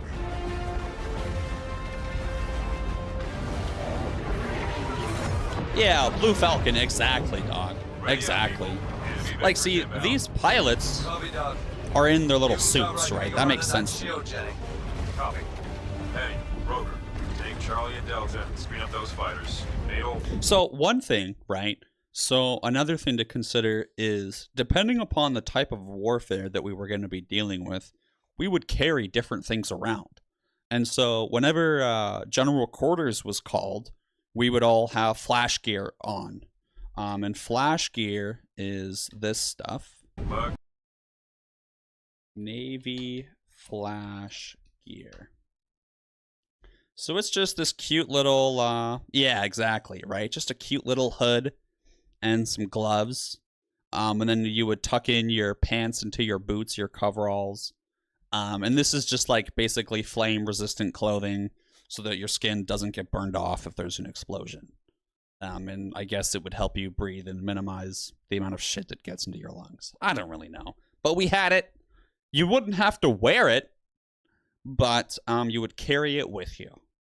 And then whenever the actual like battle stations were called or general quarters was legit called, then you would put it on. But then you'd be hot, so you'd take it off, and then you'd get yelled at by some chief for not wearing your fucking flash gear. Or, you know, you'd lose yours because someone would steal it off your rack, and then you'd be like, well, fuck, someone stole mine. And then you'd go and tell your chief, like, hey, I lost my flash gear. And then your chief is just like, what do you mean you lost your flash gear? And then you're just like, dog, it was on my rack. It's not my fault someone stole it. And then he's like, yeah, it is. You should have locked it up. Like, that's the excuse for everything in the Navy, dude. If you get anything stolen, it's your fault. Why didn't you lock it up? Excuse me for expecting people to not be pieces of shit. Like, come on. And then if there's ever a fire, there's this thing called an EEBD, an emergency escape breathing device. And so if there were ever... Oh, wrong button. Oh, wrong button. If there were ever flames and like the atmosphere was too toxic to breathe or something, this is like a cute little breathing device that will give you a certain amount of air to breathe out of while you run away from the fire. So EEBDs are a thing too. If a fire's ever called away, not everyone has one, but everyone has one in their rack. And so you do have it available in your rack if you ever need it. You're in main. They've been on a double switchback. Copy that. Charlie's maintain vector. I'll say your shot. And then there are these things called repair lockers. Stay on the ball. And these repair lockers have SCBAs. So what an SCBA is a self-contained breathing apparatus. And it's the same thing that firefighters have. So all the time, we would suit up with one of these and go run around. And this was like the actual damage control people. They were the ones that would wear this shit. But for those of us in the propulsion plant, the engine room, we were also familiar with these and had to wear these a lot for drills and other things. Light 'em up.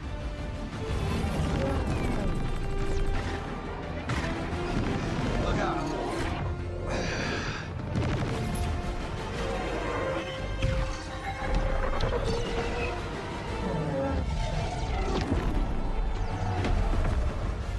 Cal, I don't think your ship's got the firepower to take that emitter out. You might be right. The fact that no one's been shooting at the shield emitter before this moment, like, come on.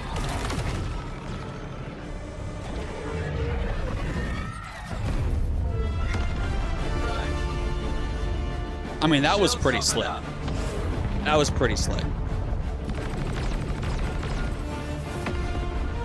All right, Plinkett, love you, dude. Oh, it's not a shit game. I don't want to hear that. It's a cool game. I think the community is toxic. That's kind of why I don't want to play it. I'm sure there's a great community of people, but with my very limited experience of the community, nope. Sorry, guys. I've dealt with enough toxic community in my life.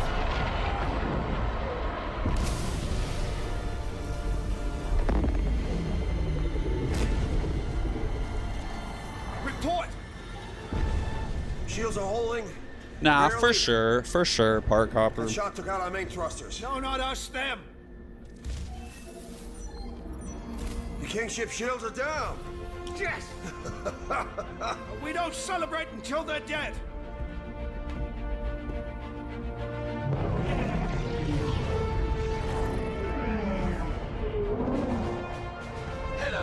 No, and I mean, I'm sure people have had phenomenal experiences and great experiences. Yo, that little camera right there following the missile, that was legit.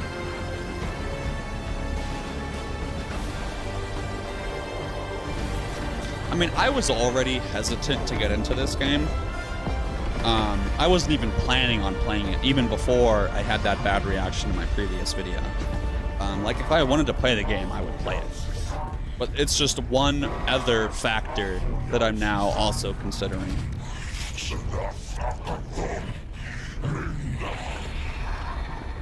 So is that guy running away now? Which one's gonna run away? The scaredy cat or the tough guy? Let's see.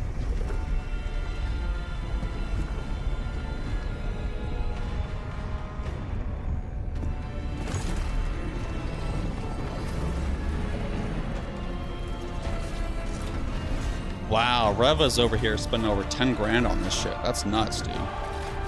That's awesome. I'm happy for you, man. I'm glad you get to spend so much money on your passion.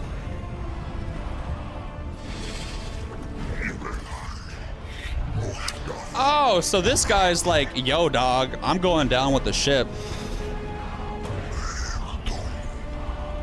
I guess Akura is some sort of term of respect. Wait, who's gonna leave? Who's gonna leave? The little guy or the big guy?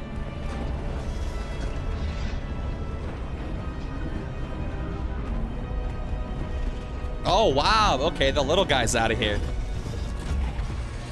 Because he seemed like the subordinate. So maybe the captain is like, all right, I'm going down with my ship. You get out of here, dog. I hope I've trained you well.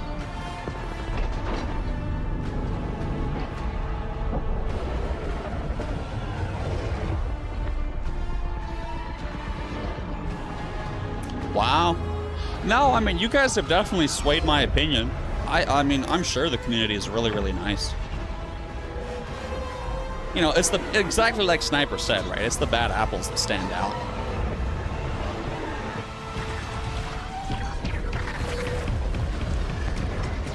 Yo, I love the camera angles that they swap to.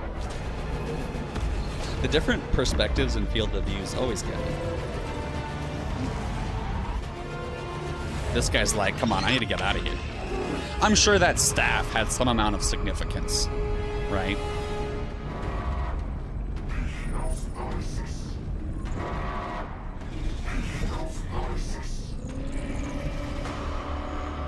Sir, Kingship's headed right for us. Can we evade? Shot took out the main thruster, sir. I'm trying to get the auxiliaries online. Getting a rapid increase in the Kingship's energy signature. Looks like they're trying to go critical. Even if we dodge, we won't get clear of the blast range on auxiliary alone. Wow, I appreciate that, Fresh Rider. Attention, fleet. This is Admiral Bishop. You are ordered to immediately withdraw. I repeat, withdraw. All non-essential personnel are dismissed to abandon ship. So one thing I will tell you is there is a brief where everyone understands whether they are essential personnel or not. And it's tricky because whenever we do run abandoned ship drills, it's low key like, yo, are you coming, dog? Like, you really trying to go down with the ship here? Like, you're just some kid that's 19 years old and you're just operating some pumps, you know? You're just operating some steam turbines. Like, you're just monitoring some tank levels for our reserve feed system. And it's like, yo, am I really essential right now? Like, dog, you know, like, am I really essential? Like, bro, you know, you get over the little radio, you call the enclosed operating station. Hey, is my watch station included in that? You know? Yeah, it's a tough situation, man. If I was ever on watch, which is like where you're assigned a watch station and you're the guy that's in charge of the propulsion plant for that duration of time, I would have a very hard time, like, dealing with that, you know? Because I had such a big fear, dude. Near the end of my career, I was so stressed about a steam line rupture happening. And that's where, you know, there's steam piping pressurized to hundreds of pounds of pressure. And there's just steam flowing through there because, you know, you got steam to catapults, steam to different turbine-driven pumps, you know, other systems that I don't really want to talk about in too much detail. And it's stressful. Like,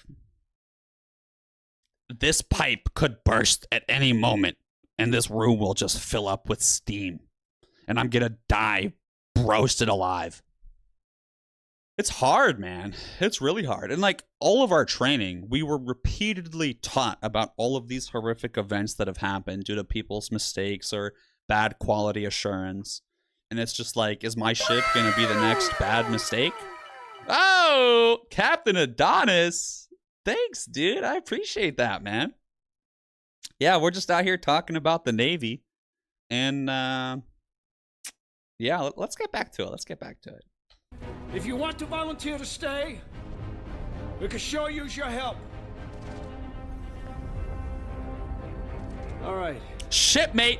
Yo, Captain, you just called me shipmate? Yo, what rank are you? What rank are you? Are you a fucking little chief out here really shipmating me right now? Bro. No way, dude. No, God. No. Oh, God, so shipmate. All right. You guys might think like, oh, shipmate's like a friendly term or some shit. No, no. If you ever hear the name or the term shipmate and someone's referring to you, you're either about to get yelled at, you're about to get grilled, you're about to get told that something's wrong with your uniform, that you spoke incorrectly, that you said something wrong, that you've done something wrong, that you're late for a meeting. Oh, God, there's a million different reasons to be called shipmate, and 99% of them are bad. You would be walking down the second deck passageway, and you'd just be, you know, walking along, doing your best, living life, and then you'd just hear, shipmate! Oh, God, dude. Oh, God. And then, you know, you would turn around, and you'd be like, oh, come on, what is it? And then, you know, there's some E7 or some khaki.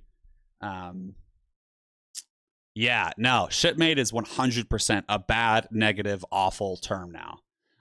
Primarily as a joke. Primarily as a joke amongst us enlisted folk. I'm sure the leadership think it's some, like, respectful term to say people.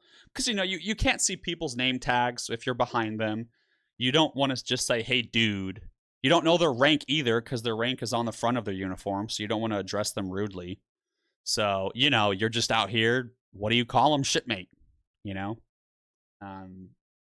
Yeah. Yo, Captain Adonis was on the Nimitz. MDiv! Yo, one of my boys is here right now, dude. Respect. Yo, could you still smoke in the plant and have music when you were on board?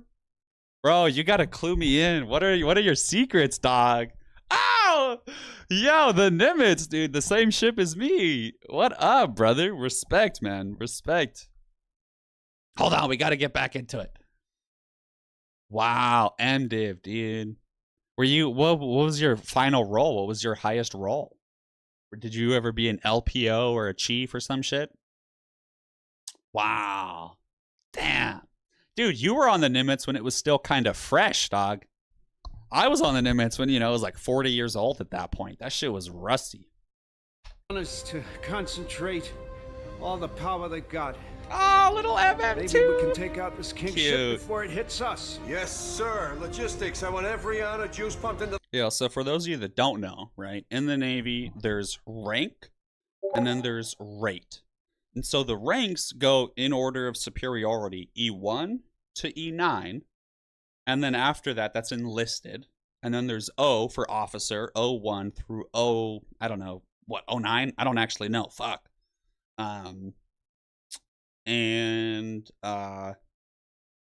technically, an O1 is a higher rank than an E9. But in reality, an O1 has infinitely less experience and is some junior little guy fresh out of college. And while technically he's a higher rank than an E9 that's been in 20 years, there's definitely no respect shown to that JO junior officer that's a cute little O1. You know, he gets made fun of. He gets shit on. Even, like, you know, E4s, E5s will shit on JOs. Like, they command little to no respect.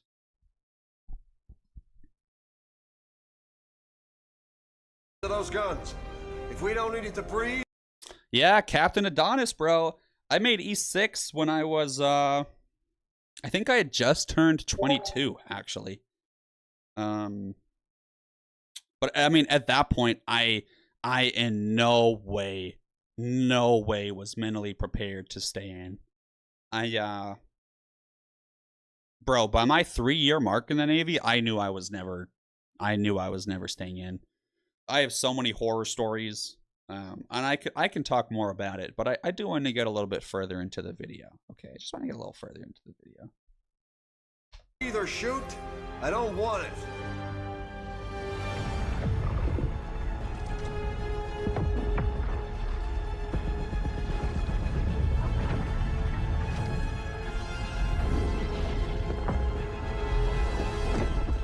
Oh, also there's a meme. So the TAO is, I think it's like the Tactical Actions Officer or Tactical Arms Officer or something.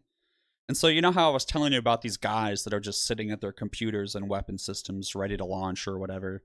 Well, the TAO is the guy in charge of those people, and he gets to make announcements at times in order if, like, you know, there's the danger level has changed, or, you know, there's planes coming and we got to figure out what type of planes they are. So there's like this little team called, I don't remember what they're called, but basically they were like the spotter team.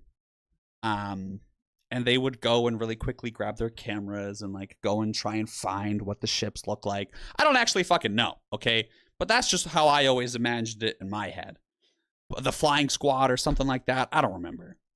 But this guy, this one particular TAO was his role. He would come on and he would just scream at the top of his lungs for every single announcement. You might want to brace your ears for this. I do have a limiter on, but I don't know if it's going to work. This is the TAO! Oh, God. And it was like so obnoxious. Look, I guarantee you I can find a meme about it. This is the TAO Nimitz.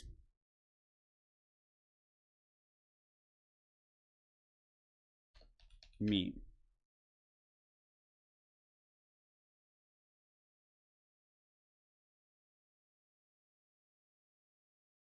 Oh, yeah, we had JP5 in our drinking water. That was ass, dude. Oh my God, it smelled awful. The water tasted awful. Damn. Well, it was a big meme on the ship. There was memes everywhere about the TAO.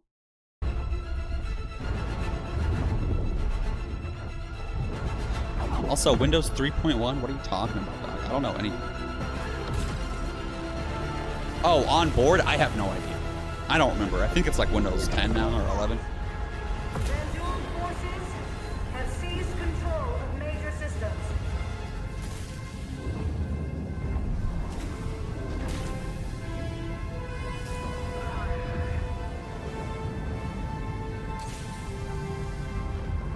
There's a pod here, come on!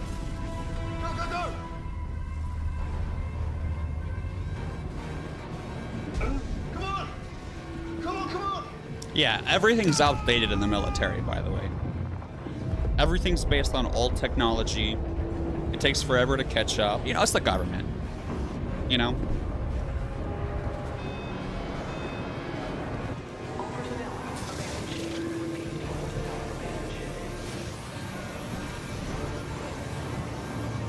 Jeez. That's crazy.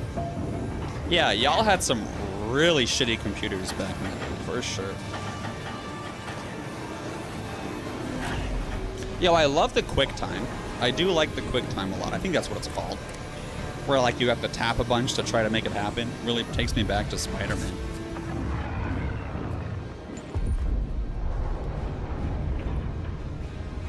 Also, the little vial, little medikit thing there, it's not so much legit, but it does kind of relate to radiological warfare. This is a tangent, okay?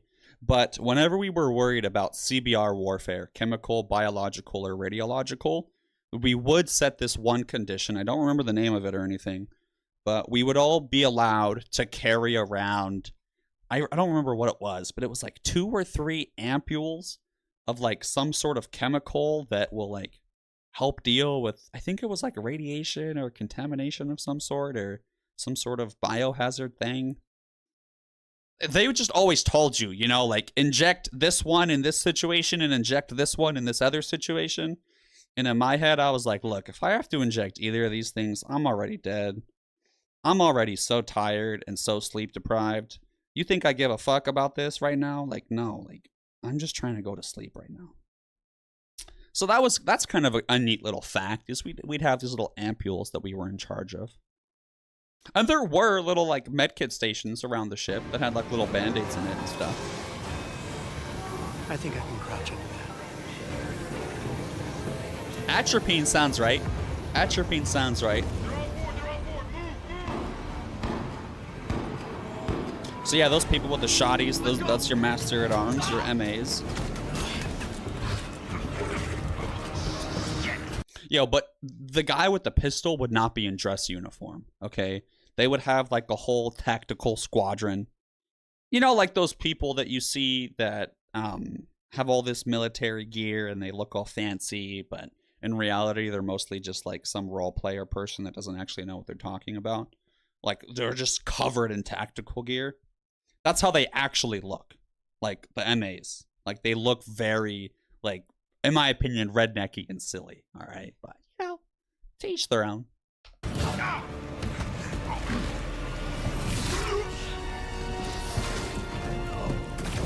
I love the look of the Vandal. I do.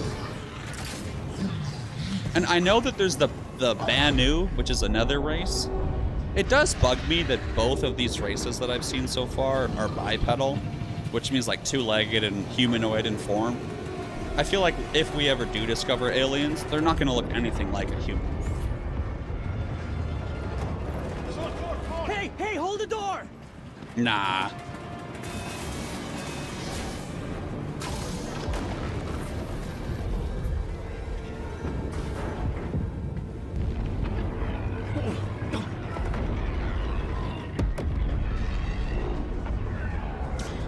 I think space-wise, like if you actually think about the passageways, I think it's legit. I think the passageways are legit, at least like claustrophobia-wise. One thing I will say, though, is almost all of these doors seem to be mechanical or electrical in nature, and that's not the case. That's not the case at all. Maybe eventually it will be, or on certain ships it is, but at least on my ship, everything was mechanical. So we had these things called dogs. My dogs. So it's called a watertight door dogs Navy. Yeah, look at this. Look at this bad boy. Sheesh! So you can see here, it's a door, and it's got these little handles on it. And so you have to lift up all the handles to be able to open the door. And some of them have like 12. Or like, maybe it was 8. I don't really remember, but it was a lot. But then some of them were quick-acting watertight doors. And where all of the dogs were connected in like a little bar system where you would only move one big lever and all of them would move. Yeah, berthing's still under the mess deck. Yeah. Wait, no. No.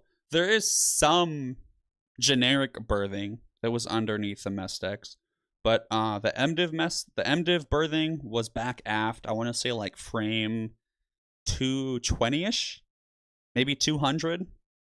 But it was close to the galley, but definitely not under it. No, underneath our main galley was a machining shop, the machine shop.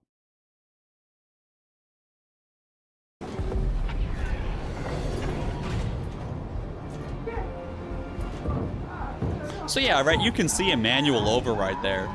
I'm just not sure I need to find another way how much effort it would take to operate that manual override, because these doors look massive and heavy.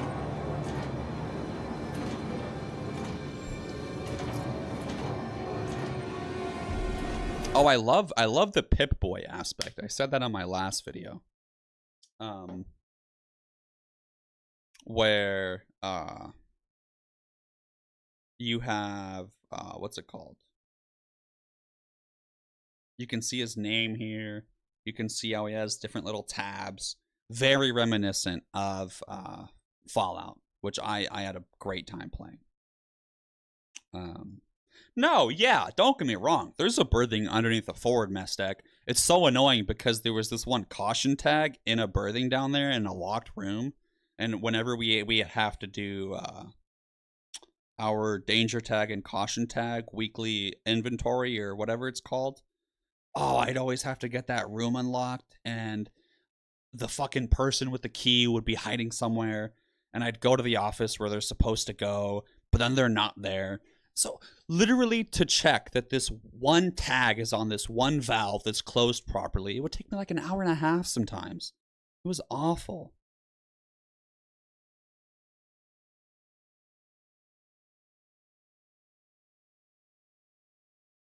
Wow, yeah.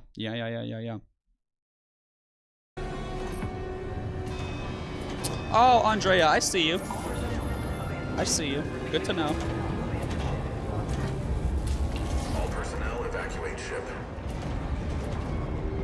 Something that bothers me a little bit is the lack of pipes and wires and random shit throughout the hallways. So right now we're at 53 minutes.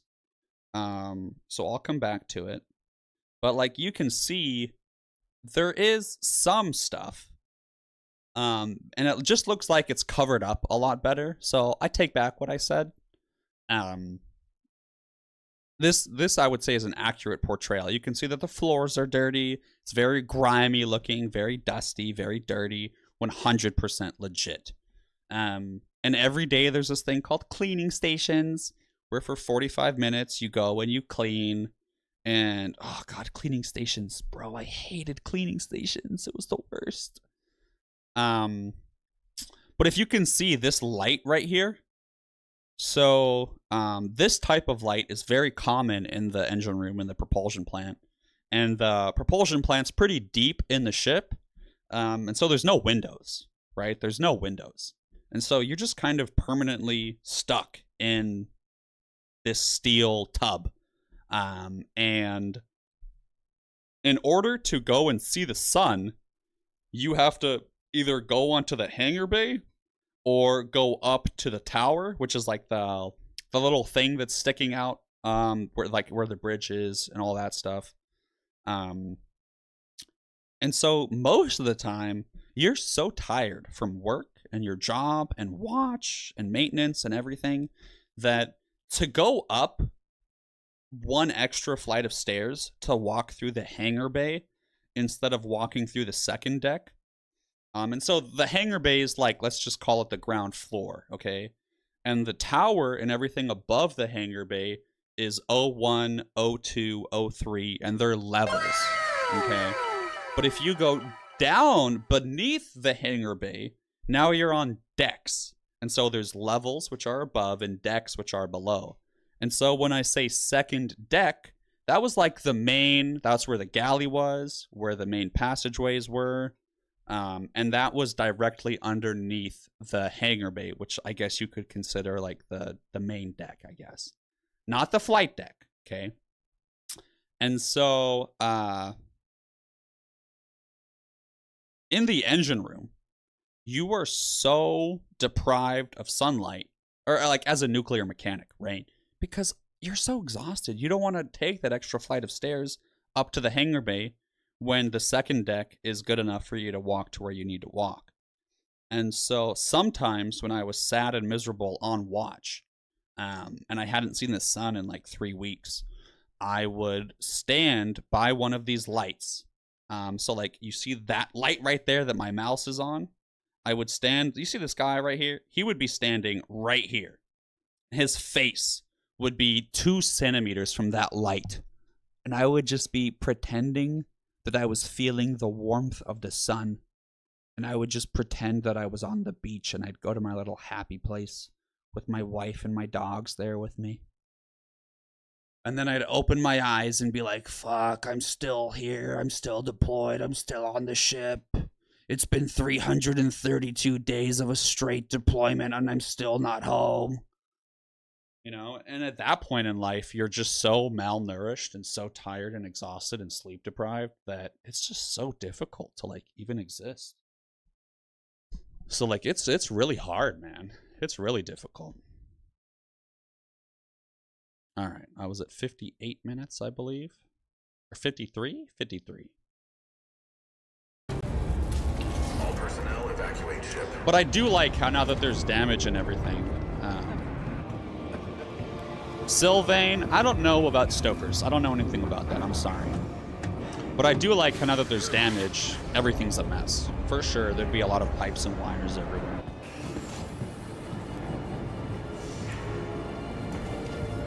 Okay, 3 cats. I'm pretty sure we had 4. But honestly, I could be wrong, bro. I never really went out there or cared about it. Oh, yeah. Heading back to home port for sure, dude. We had a Wendy's on my base, and that was it. So it was in, I was in Washington State, right, Pacific Northwest, and it was the Bremerton base. Bremerton base was ass. Yo, I like how they have a little soda machine. I don't know if you guys saw that, but right over here, you can see what appears to be like an energy drink dispenser or whatever. 100% real. 100%. There's an entire hallway called the Gee Dunk. And no one actually called it the Gee Dunk. We just like kind of made fun of old timers that called it the Gee Dunk. So yeah, it can be used to refer as junk food or a soda fountain or snack. Yeah. Gee Dunk, hallway, second deck, Navy. So this is kind of what the galley looked like. This is what a typical passageway would look like. I'm just trying to find... Let me see. Maybe vending row will give me... That's what we actually called it. Vending row. So yeah, just imagine this, right? Vending row, Navy, aircraft carrier. I wonder if we'll be able to see one. Damn. No? That's all right. Just imagine a long line of vending machines. That was a real thing. And they were all filled with monsters. Monsters and Bangs, which was an old energy drink. And just everyone is over-caffeinated and underslept. And there would be people that had 2 or 3 energy drinks a day, dude. It was insane. But yeah, we'd always go over to the little Gee Dunk and get some M&Ms or some little snacks. And then you'd get yelled at for how dare you use vending row or use a vending machine during cleaning stations. It's clean shipmate. It is cleaning stations. What do you think you're doing using a vending machine? They're secure during cleaning stations. And it's just like, dude, I've been in the fucking engine room for 7 hours straight, and I've had 2 hours of sleep last night. Why are you yelling at me for trying to get a pack of M&Ms? Oh, God. Luke, I'll see you later, brother. Sorry I wasn't able to respond. I don't know if the Nimitz is in shipyard. I don't think it is. I think they actually just went deployed again. Not sure, though. Also, these ladder wills... I'm sure in the future it'll probably be improved, but ours were much steeper and much more dangerous looking. Ooh, Eskimo, yes sir.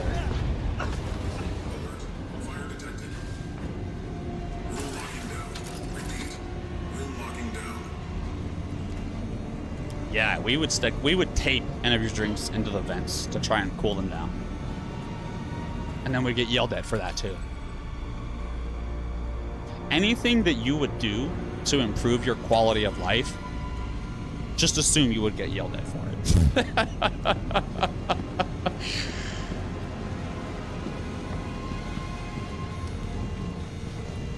Yeah, yo, Park Hopper, that is insane, man.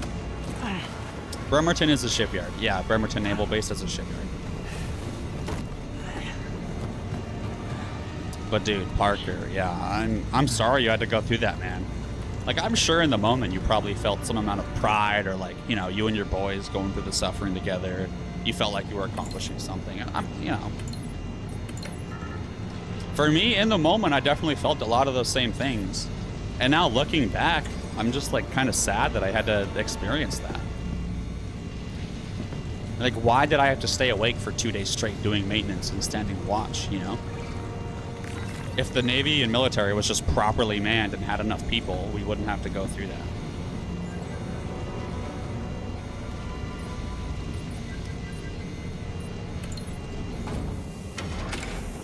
Nice, Eskimo. Nice.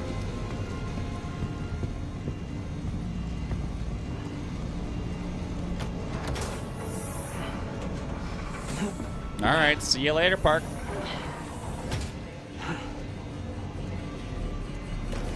Cybertech, we didn't have MOSs. We had rates, and my rate was MMN1. My NEC was N250 initially, and then when I qualified senior supervisory, it became N25S.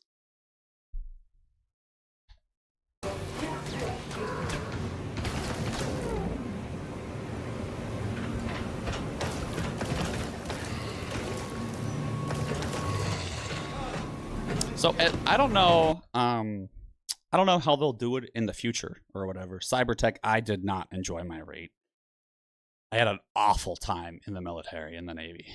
But at least in the propulsion plant, not necessarily in the passageways on the ship, but in the propulsion plant, this is how it worked, where there would be like the floor, but in reality, the floor is a deck plate. And then underneath the deck plate is about maybe 5 feet or 4 to 4 feet-ish of just like open air that has pipes and wires and other things. And underneath the deck plate is this place called the bilge where, you know, water builds up and nasty shit lives. Yeah, and so all the time you'd be in the bilge, crawling around, getting dirty, grabbing stuff, doing maintenance on pipes, painting, repairing, other things. And it was not this spacious. It was not this spacious.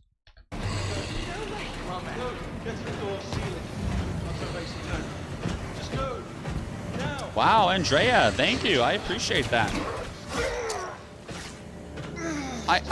I'm trying to steer away, right? I didn't really want to play or focus on the military aspect because I really wanted to get away from that.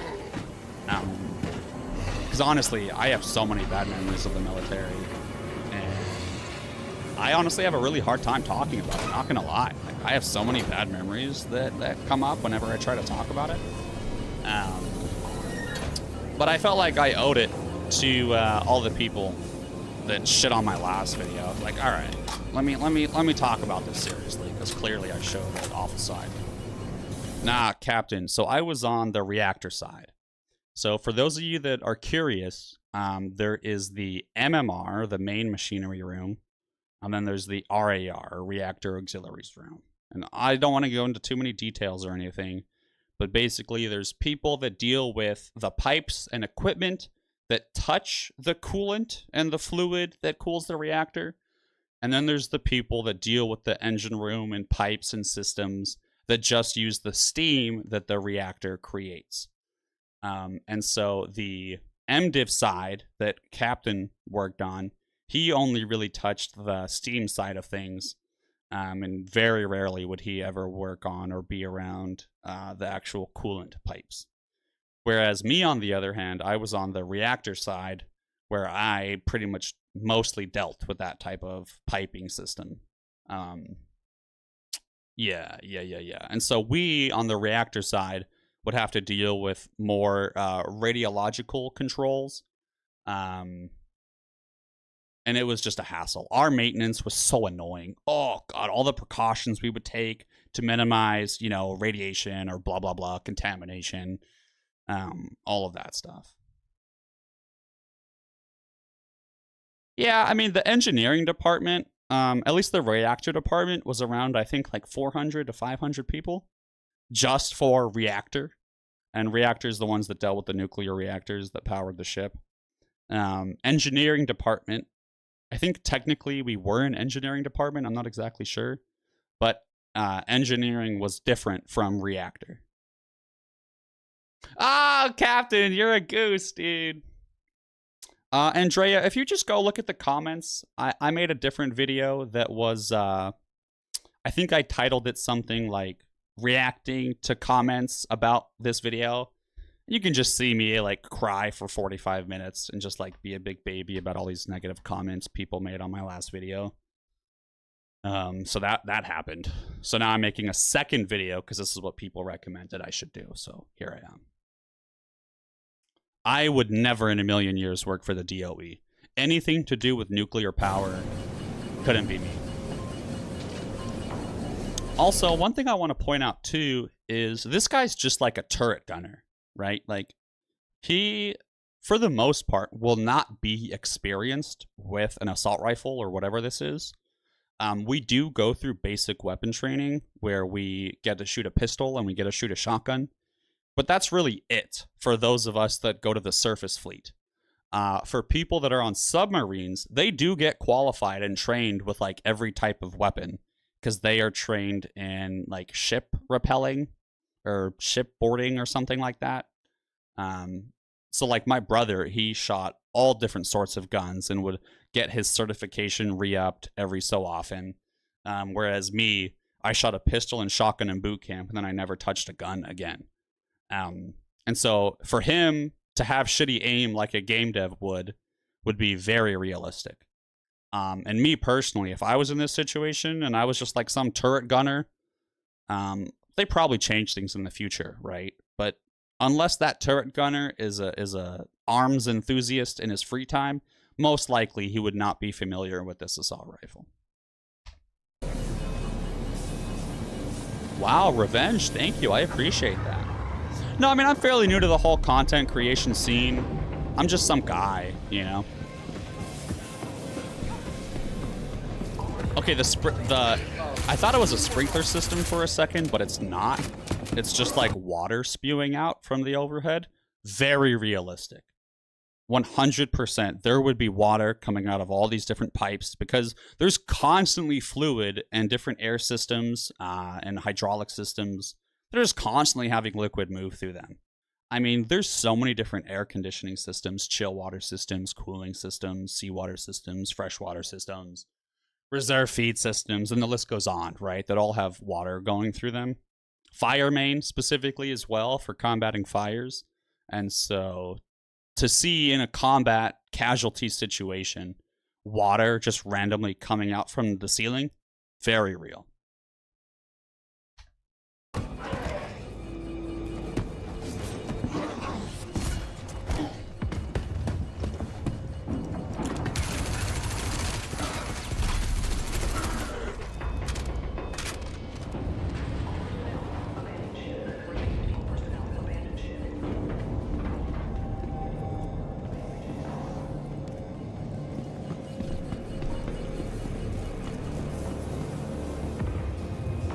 Wow, Revenge here, cool, man.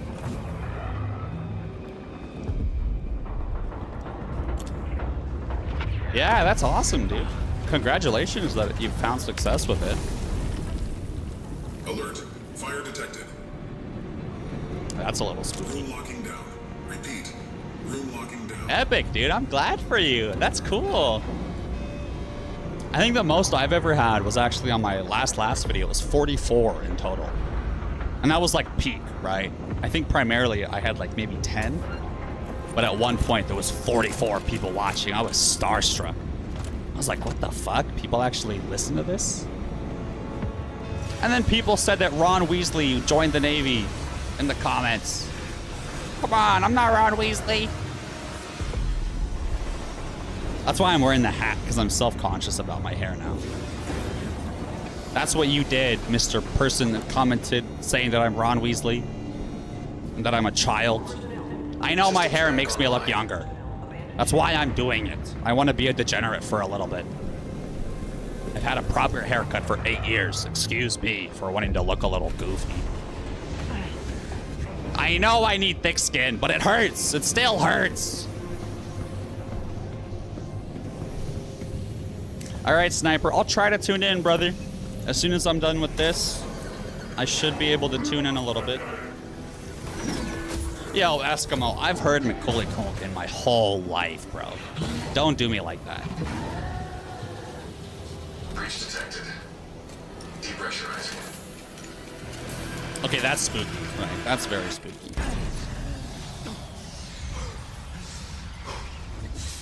So his suit's gonna do like a auto helmet seal. That's really, really cool. I like that feature.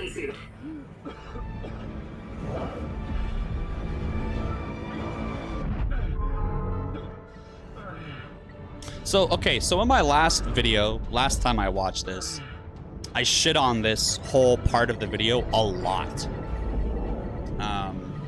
Because to me it doesn't make sense how this random guy is able to spacewalk, like, expertly and maneuver between different pieces of, you know, floating debris.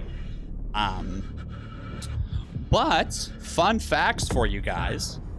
They have magnetic locking boots to help them land on these things.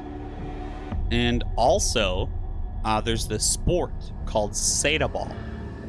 And fun fact for you, Sata Ball, so later on, technology grows to the point where, I forget exactly the terminology used, but you know how when you walk into a supermarket or Walmart, you're greeted as the doors open with like a blast of air? Well, that blast of air is actually to keep bugs out of the store. It's just literally just like forced air that's slightly pressurized, almost like a fan, to blow air out to stop bugs from flying in. Well, later on, their fancy sci-fi smart colonies, instead of using air, they actually used, I forget the terminology exactly, but some sort of like gravity manipulation or force field creation, to where it's almost like a booster, and it like boosts the bugs away, okay?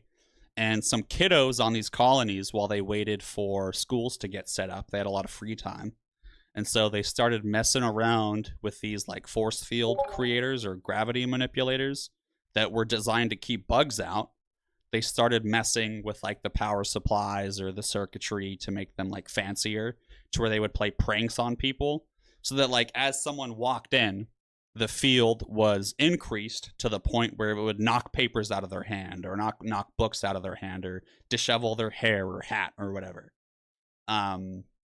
And one day, on accident, someone was like kicking a ball around or throwing a ball around, and they hit one of those little gravity fields or whatever, energy fields, and the ball bounced back at them. And that spurred the innovation for these kids to steal these magnetic fields or energy fields or gravity fields or whatever, and make a game out of it and play with them outside of the schoolhouse. And then a bunch of adults like saw this, and they were like, damn, these kids are playing with like a gravity force field creator to make some cool game with balls that like fly backwards or something like that. And so they ended up encouraging it. And then the adults started playing more.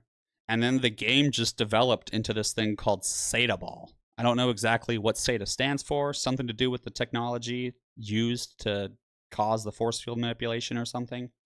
But just a cool little lore backstory as to how Sata Ball came about. And then, yeah, it just spread from colony to colony, and eventually official rules were recognized and stuff. Yeah. So what I was trying to get at here is that he would be skilled in zero-G travel, I guess you could say. And his boots are what keep him on these different parts of debris. The one thing I don't understand is how he knows perfectly where to go. Like, sure, there's that nav point, but does his computer system, his personal little Pip-Boy, able to show him that? I don't know. It just seems a little sketchy to me. But yo, the cinematography involved here, the video design or whatever, it's so cool to me. So cool to me that he can just look up and see a whole battle going on, you know? And you could stand there right now in the game for probably 5 or 10 minutes and just watch all this space battle happen, you know? Which I think is really, really cool. And also, just like the sun angles, the shadows, the explosions, all the pieces of debris flying. Very nice design. It brings me back to Mass Effect 3, dude. Man, when Mass Effect 3 came out and you're a little shepherd and you're running through the space because the Normandy got destroyed right away. Oh, what an experience. Also reminds me of Master Chief. I think it was Halo 2, you know, with the little bomb, having it blast out of the airlock and him riding on it to destroy the Covenant ship. Classics, dude. Classics.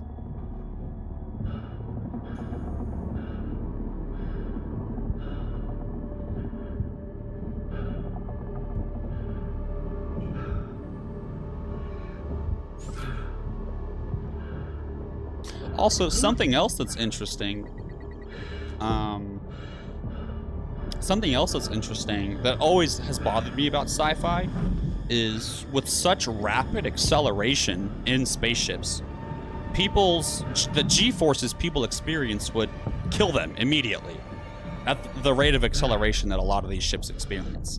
And gravity does not change inertia. So while you may be able to manipulate gravity in a lot of these situations, the inertia would still kill you.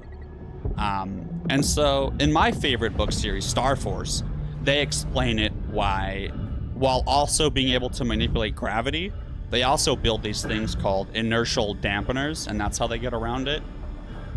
In this series, or in this video game, how they get around it is that the Alcubierre drive, or quantum drive that they have developed, the bubble that causes the movement of decreasing the space-time in front of them and increasing it behind them, the bubble encompasses the ship to where any sort of movement isn't felt at all in the ship, and that's why there's no like inertia or movement felt on the people inside the ship.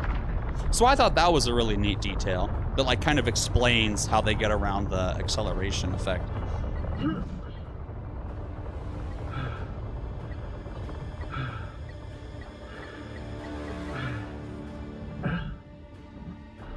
I like how it's showing the minus 10 degrees Celsius. Actually, hold on, really quickly. Temperature in space, Celsius. Oh, what the heck? This is bullshit. Minus 270.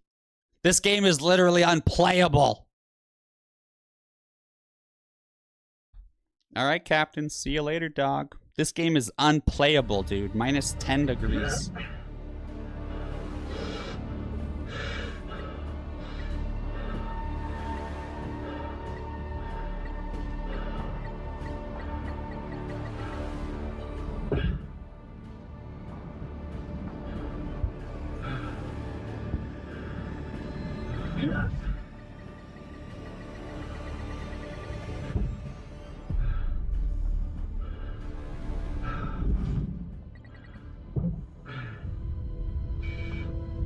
Oh, wow, Reva. Good call out, dude. Yeah, good call out.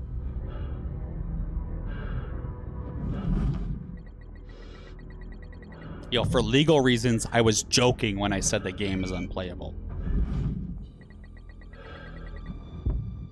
Warning, oxygen low. Uh-oh.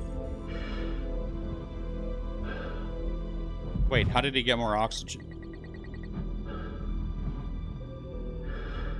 Maybe this system has like a shield or something that he went through. Pressurizing. Oh, see, it got pretty cold in his suit for a second. Gravity online.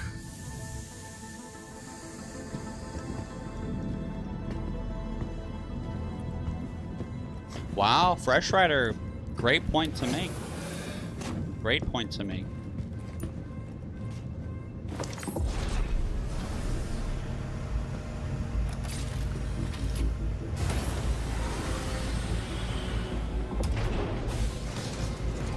Wow, well, I think this is a good transition point for me to go get some more water. So I will be right back.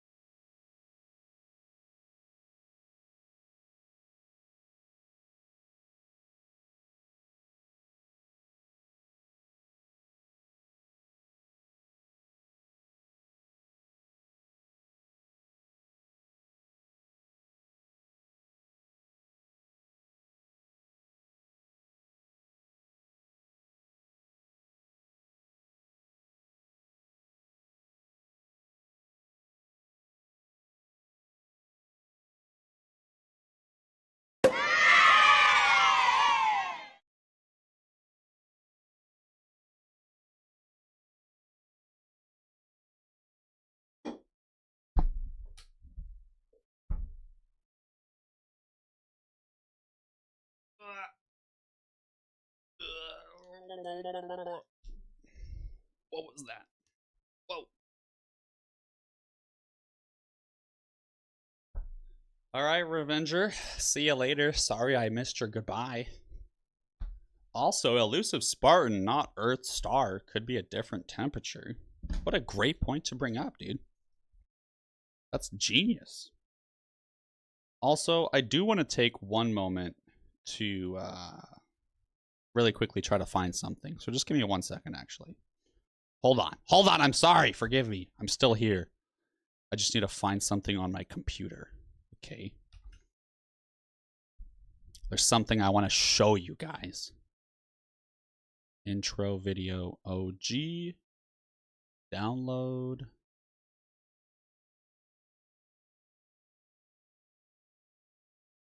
Okay, I got a little white peach sparkling water here. I'm excited to drink this. Ooh. Yeah, and hey, as I finish the video here in about maybe 20 minutes or so, I do plan on talking in depth about some of the things I went through in the Navy. So if you're bored of Star Citizen or whatever, feel free to stick around or check in at the end of the video to hear more about my actual Navy experience.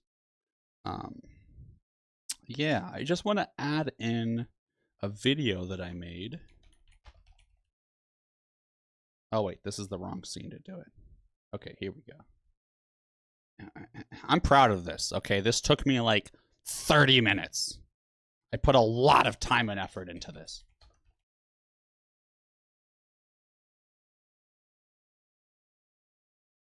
And what better time to show it off than right now? You guys got to give me your honest thoughts on this, okay?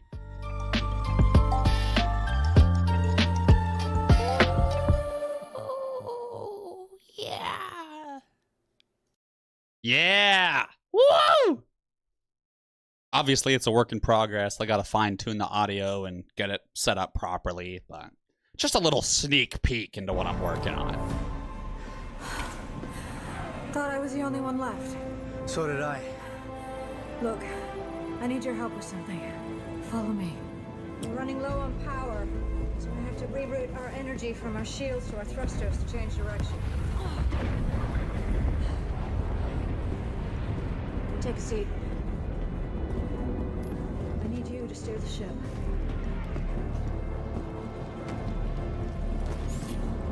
Time for your first piloting lesson. I don't know if you guys can hear it, but I can due to my headset or whatever.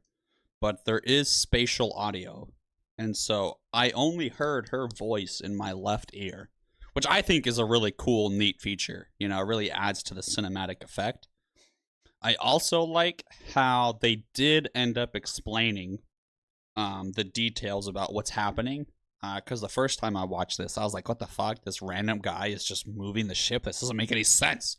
But if you actually pay attention, she kind of explains, hey, we're rerouting power from the shields, blah, blah, blah. She's walking him through how to do it. We're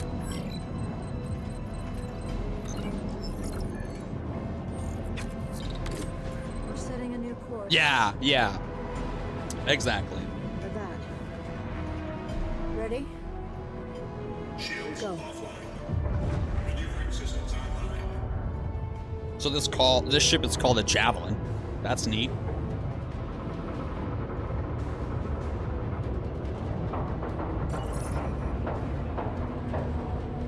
I wonder what the actual steering mechanism is. On an aircraft carrier, it's just a big ass rudder. You know? Also, Ferrero Rocher, the official sponsor of today's video. For legal reasons, that's a joke.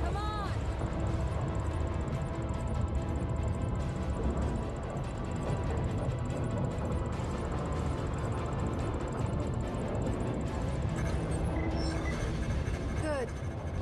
Good. Hold that. Shifting power back to shields. Shields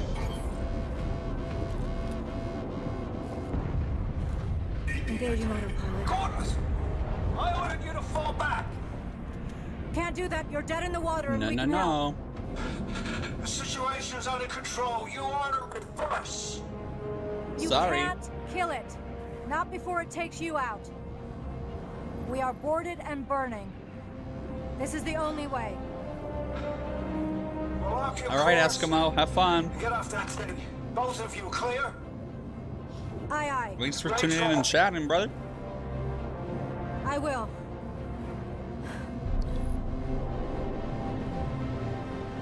Damn it. Uh-oh. Okay, see, more boarding pods.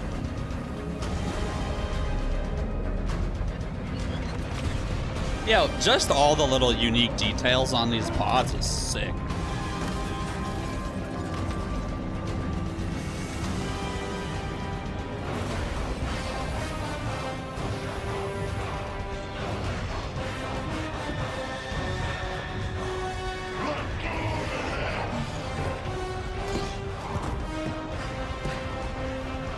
We're about to have company.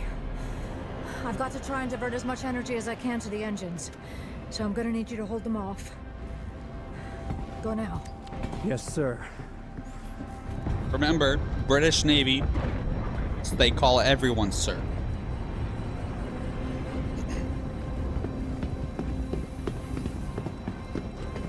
Life support and lag are offline.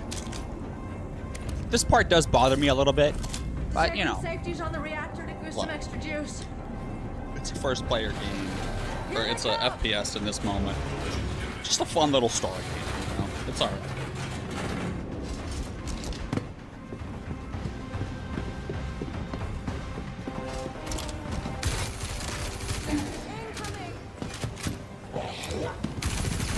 It didn't sound like there was a distinct headshot sound. There was a red reticle, but every good game needs a satisfying headshot sound. You know, I'm talking like, Mission failed. wait, not that one. I'm talking like this one.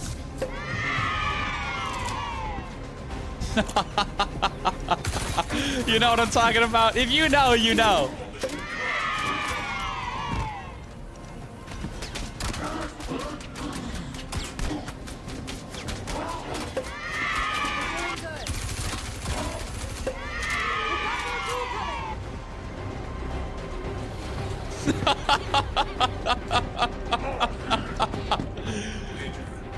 If you know, you know.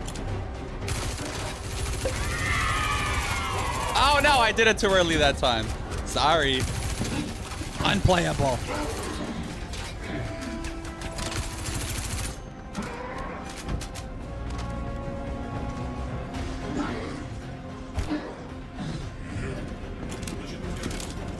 I mean, you can see, right? There's a little bit of glitching there with the frames or the, what's it called? I don't know what it's called, but you know how like it kind of moves to a cinematic of the dodge if you're on the ground. That got a little glitchy there, but any game's gonna be like that. I think it is a really cool feature to be able to like dodge or whatever, like a second chance The there. escape pod door is jacked. I need you to manually override the door.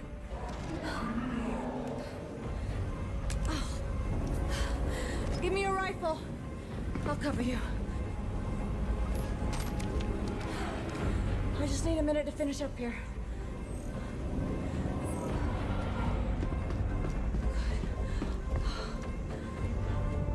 What's the status on the door?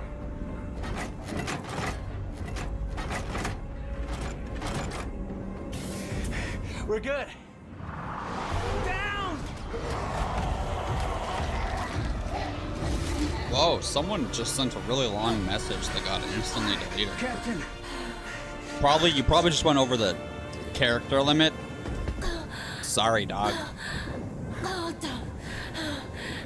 Sir.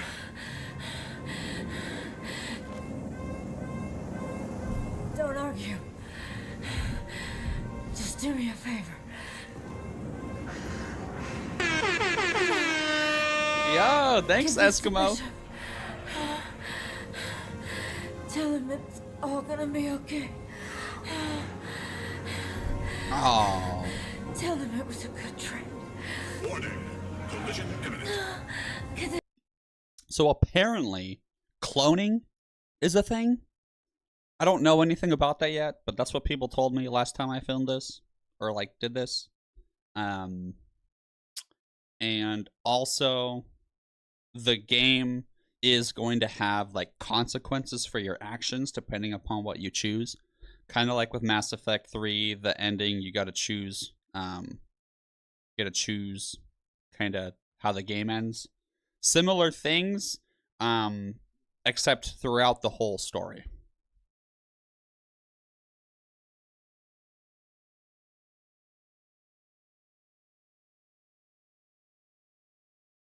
Oh, I see. So yeah, that's very interesting. That's legit. That's cool. Big brain, Fresh Rider. Big brain. Yo, hold up. I gotta show you guys the Twitch chat really quickly. Check this bad boy out. Let me. Oh God, that is a really big window. I have some custom emotes. So if you have to have the better TTV emote extension installed, but on Twitch you can do hack, and then you can do some custom emotes. And I thought I had a big brain one. Yeah, see, big B3, big brain.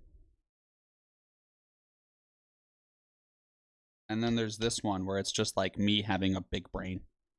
So for big brain moments, you know, just saying. That was a big brain moment.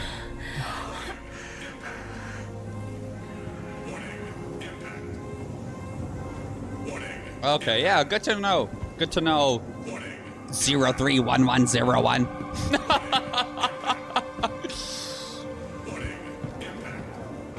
I said, get out of here. No, I'm not leaving you. I don't know if you guys have ever moved a dead body. Or like, obviously someone that's like dead weight. But it is impossible. It is impossible. I mean, clearly it's possible, but it is difficult. Yo, suboptimal, I don't want to hear it.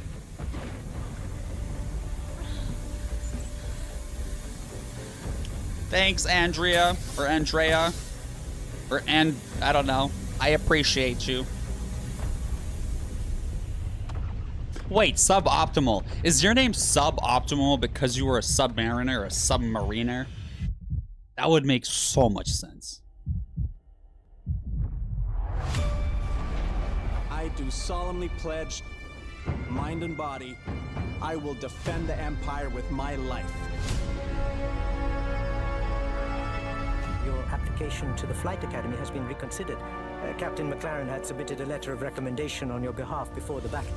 Hey, it's fine. It's fine. Oh, so I don't know if you guys noticed that little detail, but you can see how he mentioned at some point that Captain McLaren or whoever put in a letter of recommendation for him before the battle. So that is going to help his chances getting into an officer program to become a pilot. And that's very, very real. In my time teaching the next little generation of nuclear mechanics or whatever, so many students asked me for a letter of recommendation because they were trying to do the Seaman to Admiral Stage 21 program, which is an officer program where you can go from enlisted, a seaman, E1, to an admiral, which is like, I don't know, 09 or some shit. And so very realistic that some enlisted guy could become a pilot, which I like shit on in my last video of like, oh, that's not realistic. Blah, blah, blah, blah, blah, blah. It's rare. It's very rare. But when you're viewing it in the context of what it is, which is like a montage of him developing his character, very realistic. We may be a small crew, but the work we do matters. Yo, thanks, dude. I'm Eugene Moro. I'm Petty Officer Webster, Chief. Ah, no, Petty Officer Webster. Oh God, yo. Seriously though, whenever you so E1 to E3, right? You have, I think it's like, man, I don't even remember because those ranks, I was never those ranks except in boot camp. you as a nuke, you jump straight to E4 after you pass your first little school. So I don't even, it's like seaman, it's seaman or fireman apprentice, something else. I'm an idiot. Okay, I don't know. I don't remember. But as soon as you hit E4 in the Navy, you become a petty officer. And it's petty officer 3rd class for E4, 2nd class for E5, and then 1st class for E6. And so for her to introduce herself as, "Hi, I'm petty officer so-and-so," it's like, it shows her lack of experience in the field, because no one that is a salted, true person that's been in the military or a sailor for a while is going to introduce themselves as, "I'm petty officer so-and-so." They're literally just going to be like, "Yo, dog, I'm whatever my name is," you know? Or, "Hey, I'm the carbon steel guy," or "I'm the training petty officer guy." But no one actually uses those formal titles for themselves when they introduce themselves. That's like some cringe shit, you know? Mechanic. This will be your new home. Yeah, and she's way too cheerful. Webster, Chief Mechanic. Look at that smile. No one's smiling in the Navy. Oh, but another thing I wanted to point out is you can see in this galley, they're all in uniform, which is accurate, but also they're all in different uniforms. And that's what someone commented earlier or chatted about earlier, of how your uniform is going to change slightly depending on your job. So like some people would be in the little Skittles uniform, which is like people on the flight deck. And then, you know, some people, you can see this green guy, he's probably in the Marines.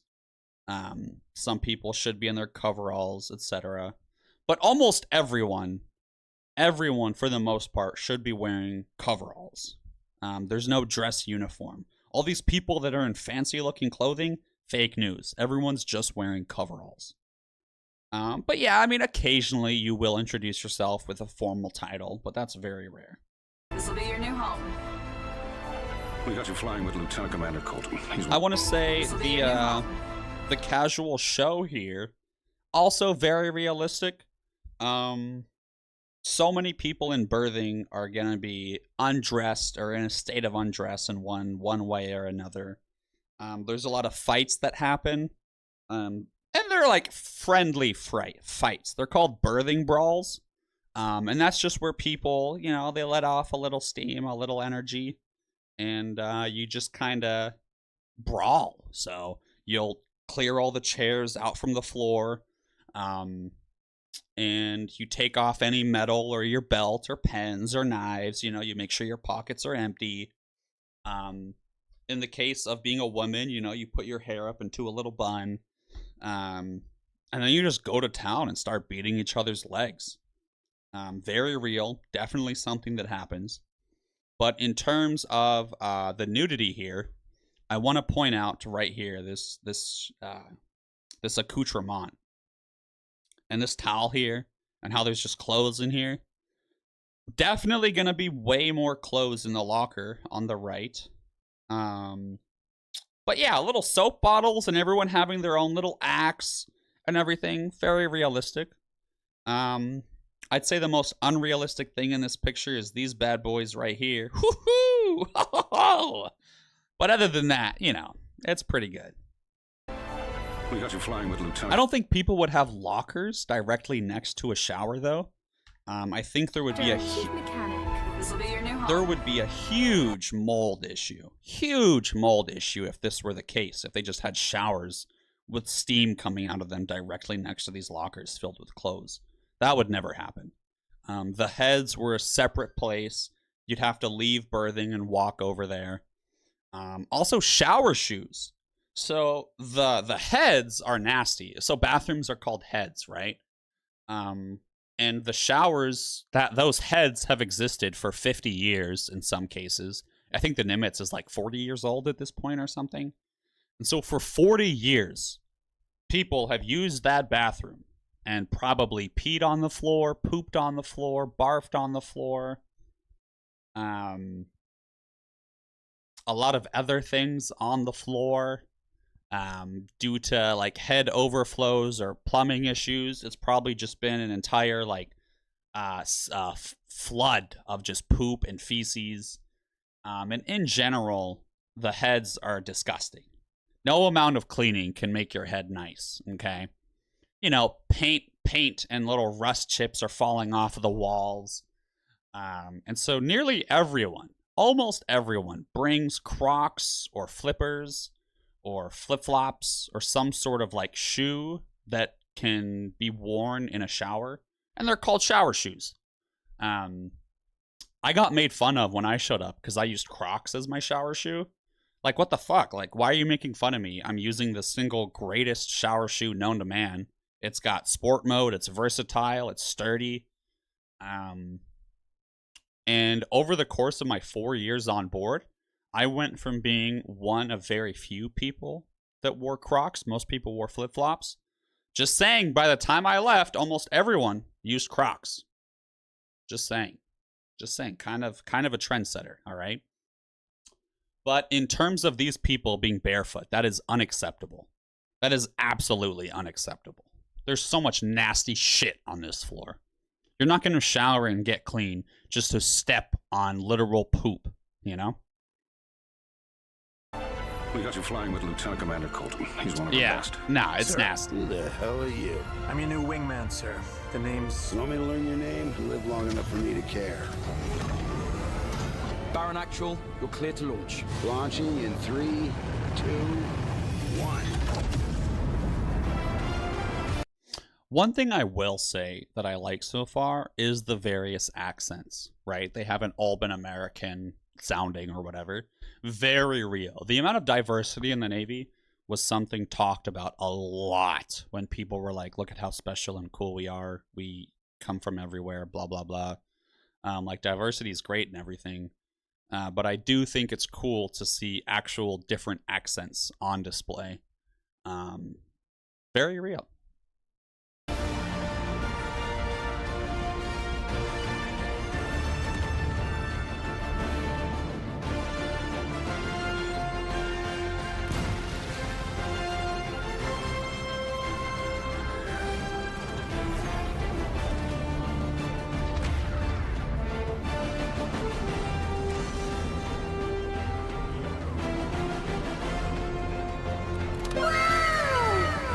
Yo, thanks, dude. Ah, the geek nose rating me. Ah! Appreciate that, brother. Let's go, dude.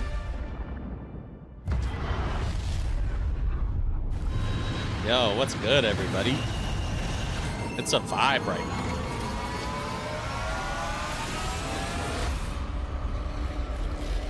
Yeah, overall, really, really cool game.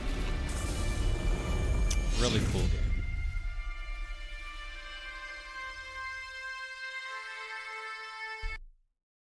So, now we got to talk about some serious stuff, ladies and gentlemen. The fun part's over. So buckle up, grab your popcorn, and I don't know, take a drink of water, do a quick stretch. So,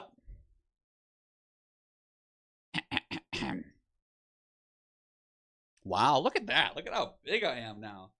Let's go. Geekno, I think I do have more than 50 followers. Yeah, see, I have 55.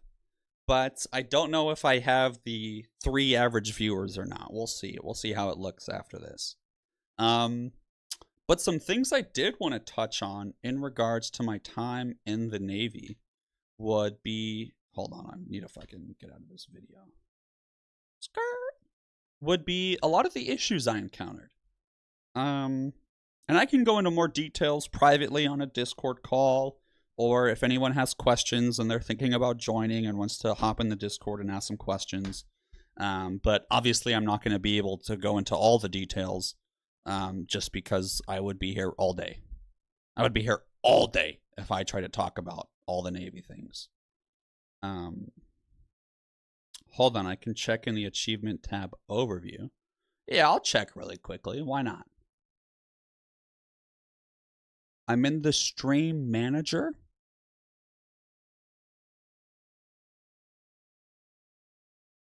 Build a community completed.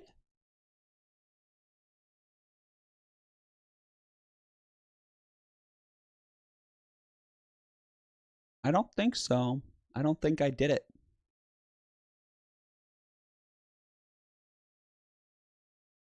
Oh, I'm only at 2.24 out of 3. Ah, I'm not an affiliate yet. No! Oh, wait. No, hold on. I think I did. Hold on. You guys tell me.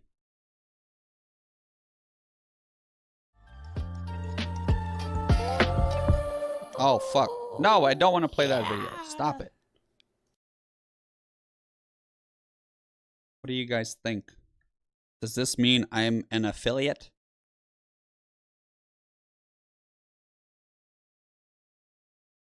All 4 requirements. Damn it! I need more viewers! Oh well. What are you gonna do about it? What I will tell you, okay? What I will tell you is, let me hide that really quickly. Awkward. So let's talk about my time in the Navy. A couple things to go over, okay? For anyone considering joining the nuclear community, I would be very, very cautious in doing so. And I would go on the Navy subreddit and search for nuclear or nuke or Navy nuke, or just do more research away from your recruiter because they're most likely going to lie to you. And do your own independent research on what's it's going to be like. And if you are promised anything, make sure you have it in writing. Fact check anything that your recruiter tells you, because they will lie straight to your face. And yeah, so... Oh, thank you, dude. So a couple things to talk about really quickly. Okay, essentials for a deployment. A quick list would be dry towels, socks, underwear, all your uniforms, port call outfits, berthing clothes, shampoo, conditioner, toiletries, extra water bottles, any sort of entertainment like a Switch, PC, Steam Deck, gym clothes, gym socks, noise canceling headphones, music device, literally just a shitty plastic bowl to have little meals in or foods. Some people like LED lights for their rack, a pocket knife, a multi-tool. There's these things called S-clips you can put on your belt that are really nice. Velcro to help you organize your rack and put up little pockets or tabs or things. A phone holder for your rack. Any extra school supplies that you might like if you're a 5 milliliter lead kind of guy, or a 0.7, or mechanical or physical, or certain pens that you like. You're gonna starve. Okay, so make sure you have a lot of protein powder, meal replacement powder, tuna packets, any sort of food that you like. Cute pictures of your family members or loved ones or scenery that you can tape up.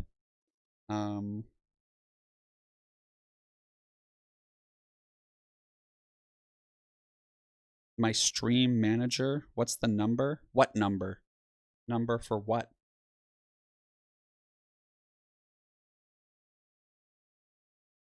I'm at 2.34 for my average viewers. I need more. Give me more viewers. Yeah. Oh, and vitamin D supplements, because you're never going to see the sun. Okay. Now, general ship stuff and life advice. Your quality of life is going to drastically go down, most likely. It's very, very difficult. It's a tough job. You're going to be away from home. And you're going to experience a lot of isolation that you've never experienced before. And that can be very hard for some people. A lot of people have a great home life, and I'm happy for them. I didn't. So for me, it was no big deal to be away from family. But for some people, it was really difficult on them. I would say a lot of people feel embarrassed to ask for help or be new to the ship or not know what they're doing. Because, it's their first time having an actual adult job, right? You work at Papa John's or Goodwill or some minimum wage job, and then you join the Navy eventually. and you're like, oh fuck, this is scary, people can yell at me, and you don't want to make a fool of yourself, you know, you're so worried about making a good impression. What I will tell you is that the sooner you let your pride go and just fucking ask questions and stop being afraid of looking stupid, it will make such a difference in your life. And that's just regardless of the Navy, just in general. Now, at one point in time, I was severely depressed on the ship. Oh, hi, Hazel. Hi. My dog just showed up. Hold on. Hazel. Come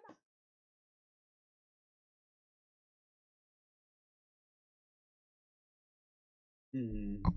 Big baby. Big baby. Yeah.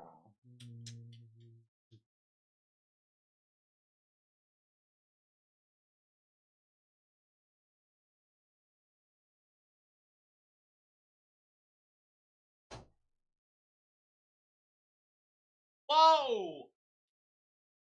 Oh! Look at those dance moves. But yeah, I mean, I went through a really difficult time. I mean, I was on a deployment that lasted 348 days long. Longest deployment since the Vietnam War.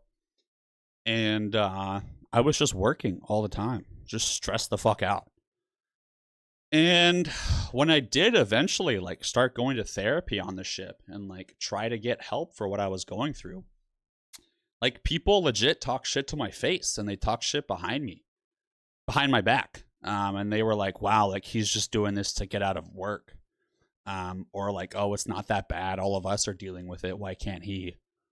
And just like a bunch of other really negative things. And there's like this really toxic culture, man. Andre, thank you. Appreciate that. But yeah, like it was very difficult for me to like step up and admit what I was going through. And especially because the whole culture, we would see other people step up and like try to get help for their mental health or other issues. And when everyone is talking shit about them behind their back, you're like, oh fuck, like if I do this, everyone's going to hate me behind my back. So it's just this really awful negative culture surrounding trying to get help for stuff. So please, if you are ever in a position where you're having really negative thoughts of self-harm or struggling with alcoholism or depression or anxiety, please reach out and get help, man. Like, do not let a couple shitheads around you just fuck you over. Like, you are so much more important than whatever's going on, okay? And then your chain of command, oh God, the chain of command, bro. They might pressure you into like not getting help because you getting help means there's one less person able to work. Yeah, Andre, see you. And so what I mean when I say that is like, there's, let's just say 100 maintenance items that need to get done in any given week, let's just say. And there's only 5 of you doing maintenance, let's just say. And so that means each person does 20 maintenance items in a perfect world. However, that's not how it works, and people are busy, or people are sick, or you need help for some medical appointment or something, or someone's lazy, or someone's more hardworking than others. And the amount of maintenance items varies person to person. And it all, it changes, right? But regardless of how that week plays out, if there's only 4 people instead of 5 because you're busy getting help or doing other things, everyone has to pull your weight now. And it's really hard because you'll sit there and think to yourself like, oh man, if I get taken off the watch bill for this, or you know, if I'm not able to do these maintenance items because I'm at a medical appointment or anything like that, or if I don't show up to work tomorrow morning, blah, blah, blah. You're just so worried that your friends, your brothers, your homies are going to be stuck doing more work. Because that's what it all, at least in the nuclear community, okay? I'm sure the rest of the Navy or other parts of the military are not nearly as toxic as this. But in the nuclear community, it was very hard to like leave work for actual real life things. because you knew your friends were just going to have to pick up your slack, right? But in a perfect world, they would just have proper manning and enough people to where you can have 1 or 2 people take care of stuff outside of work. So that was really difficult to try to come to terms with. And it was a really hard culture because even your friends would start to kind of like resent you a little bit. Kind of like how I got salty earlier with people that smoke. Of like, oh, they got so many breaks. Where are my breaks?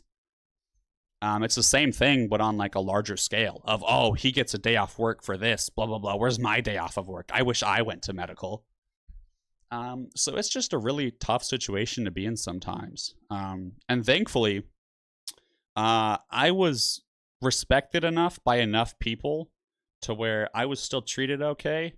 But there was plenty of other people that weren't, that were just treated awfully after they tried to get help.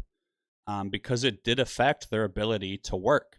And that's all anyone ever cared about was people working and pulling their slack, right? So if you did something that caused you to not be able to work because you're trying to get help for an issue or two, you just got shit on. And it sucked. It really sucked. And it really hurt to see a lot of people deal with that. Thankfully, compared to the first year that I got to the ship and the last year that I left, the culture was much better, but still has a lot of improvement that needs to happen. But I mean, I'm not there anymore, so hopefully the people that I talk to about all this is carrying on, trying their best to improve it. Let's see, something else that I would love to talk about. Oh, Geek, no, appreciate it, dude. Thanks for the raid, man. And yeah, no stress. No stress at all. I'll catch you on the next one, dude. I really want to try to tune into other people's streams more. I'm just busy, man. And when I do have free time, I want to stream. You know, it's a balance. I'm trying to work on it. I plan on tuning into Sniper's stream here as soon as I'm done with this one. That'll be fun. But yeah, man, have a good night. Love you, brother. Yeah, so something else that's kind of tough too is alcoholism, right? So many people, Geek, no, I'll think about it. I think tomorrow I'm pretty busy actually, but, I'll let you know if something changes. I don't know. I have such a hard time with social interactions on stream, not gonna lie. I don't know. I get stressed out if I ever stream with someone, especially even in Discord. Oh my god, I tried to stream in the No Man's Sky Discord and like talk to people while I streamed. It was a disaster, dude. But alas, have a great night, man. But yeah, so like when I showed up, I was doing some cleaning underneath some pipes and stuff. And I would just find like broken bottles of various alcohol brands. And it was just like people had gotten drunk down in this little secret spot and left all these bottles down there. And it's just like, damn, like people are struggling with this so much that they're hiding liquor in little secret spots at work and then just like hiding down here and getting drunk. It's just like miserable. Like what are people dealing with to experience this and go through this? And you know, there was times where we would have like this big event, this big training event, or this big drill or this big maintenance item. And there would be a specialized group of people that would undergo like more extensive training to learn how to do the said evolution or event. And then on the day of, out of the 4 people that were trained to do the thing, one of them wouldn't show up because they got too drunk and they didn't show up to work because they were still drunk at home. And then obviously they get in a bunch of trouble or whatever. And so then they have to postpone the evolution. And then they train someone else to replace him. And then the next time they try to run that same evolution and there's a specialized team of people, another person doesn't show up because they also just got a DUI trying to drive into work. And it's just like, it was hilarious in the moment for us to just like make fun of these people for being stupid. Which is also sad to say. Like, that was the culture. Like, people struggling with real life adult shit and like addictions was just like commonplace. You know, like you would go to a party outside of work and there would be someone getting blackout drunk, passing out in the grass and just puking. And we would just laugh and be like, oh, look, there's so-and-so. Ha ha ha. He's such a funny guy. Like, dog, how is this normal? How is that okay? And so, like, thankfully, over the course of my time on board, you know, things seemed to get a little bit better in terms of, you know, all the alcoholism. But very real, very dangerous, and very sad. Because a lot of these kids, right, they leave boot camp, they leave their home life, and they don't really have a good frame of reference for what being an adult looks like. They don't have a frame of reference for really like what maturity looks like or how to be an adult. And so when they're thrown into this culture where they're 18, 19, 20, and all of their coworkers are either underage drinking or barely above the age to drink and throwing these massive ragers and just constantly like drinking, like that's their entire life, their entire hobby, all they do. And keep in mind, all of this drinking is not healthily done. It's not done in moderation. It's done in excess. It's done to drown out sad feelings. It's done to drown out negativity, to hide and repress negative feelings. And that's the kind of habits and culture that these kids learn and grow to live in. And they compare the drinking of all of these functioning alcoholics, and they think that's normal. And they look at the two people that missed those evolutions, and they're like, oh, those people are alcoholics. But in reality, everyone, not everyone, but a lot of people are alcoholics. But they have this misconstrued perception of the amount that a daily person drinks. It's absurd. Like, I remember I would come home from work, open up my freezer, and immediately just start downing shots straight from the bottle of like Jack Daniels or whatever I had. Because I was just depressed. I was sad, you know? And it would just be get off work, drink, get blackout drunk, wake up, go to work. And it was just like that for years, you know? And that's what everyone did. Or not everyone. Okay, I can't speak for everyone. This was just my personal experience, my friends, my coworkers. And yeah, it was just like very normalized. It was very sad. And like, thankfully, I don't drink anymore. Haven't drank since like 2020. You know, occasionally I'll have a little beer on like Thanksgiving or some shit. But for the most part, me and my wife avoid alcohol like the plague now. But yeah, that's a very tricky situation with the whole alcohol side of things. Because these kids just don't even, they don't know any better, right? And it's this culture that gets them into these bad habits, which is sad. And then a little bit of a trigger warning here. So we're going to be getting into some more serious things like self-harm and sexual assault here. So feel free, if any of those things might upset you or make you feel a type of way or relive some experiences, feel free to tune out. No stress. But I do feel like this should be talked about a little bit. I'm not going to go into any excessive details or anything. But self-harm and thoughts of wanting to end your life were very, very real. It was unfortunate, actually. On the deployment, we had one person end their life, and it was really sad to live through and experience, and it sucked because it was just like, what are we doing right now that warrants this? You know? Like, we're just out here dropping bombs on people, floating through the middle of the ocean, and we're so stressed out and so tired that we caused someone to make that decision. Like, it just sucks, man. And the culture around it isn't always the best. Like, I can't speak to the collection of what everyone else thought, but there was plenty of people that I would interact with that were making jokes about the whole situation. And that culture was just normalized. Like, those types of thoughts and feelings and experiences were so common that we would make jokes about it like it was nothing. I remember at one point we had stuffed animals hanging from nooses in our berthing where we sleep, where we hang out, where we relax.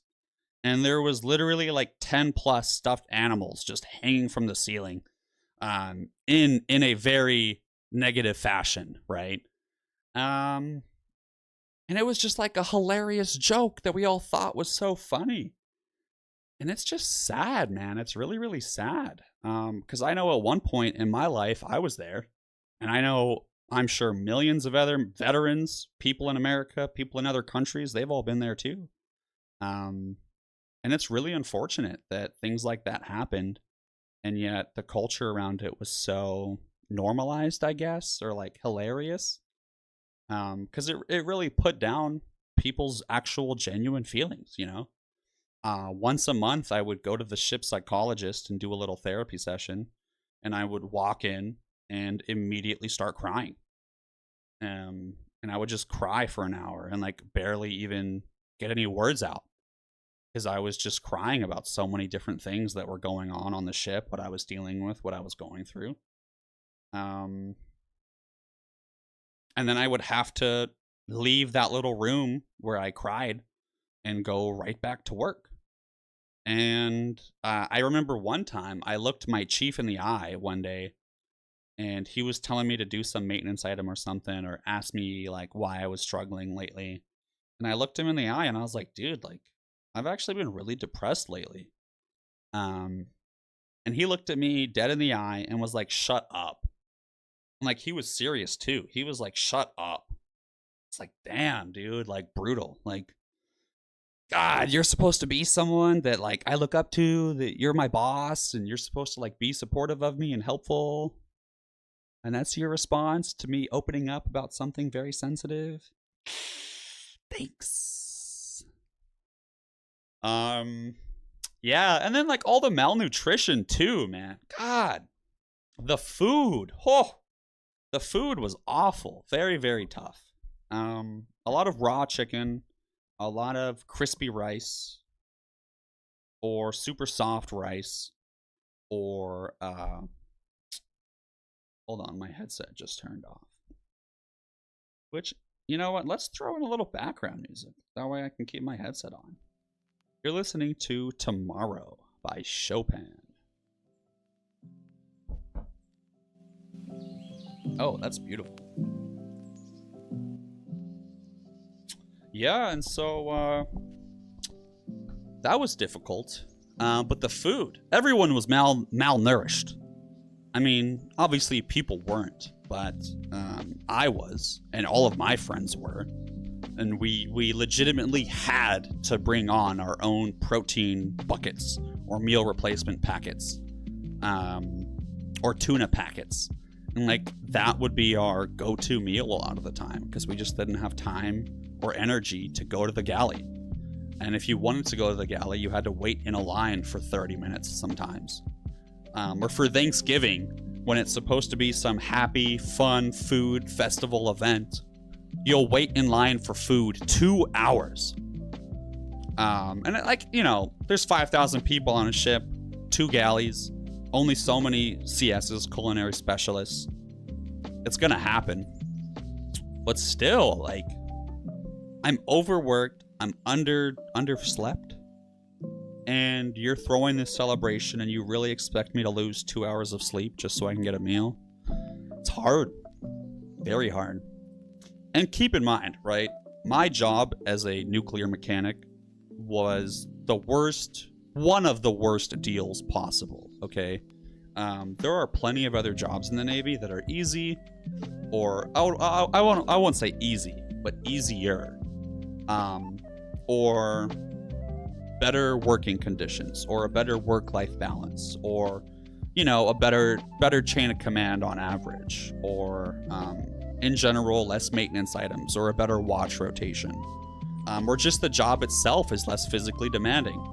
There was also other jobs that were even worse than mine, right? So I would never say that anyone has it too easy or too hard. It's really all dependent on the person and what they're going through. But one thing I will say on that is where is it? I made a little sheet here to make sure I talk about everything I want to talk about.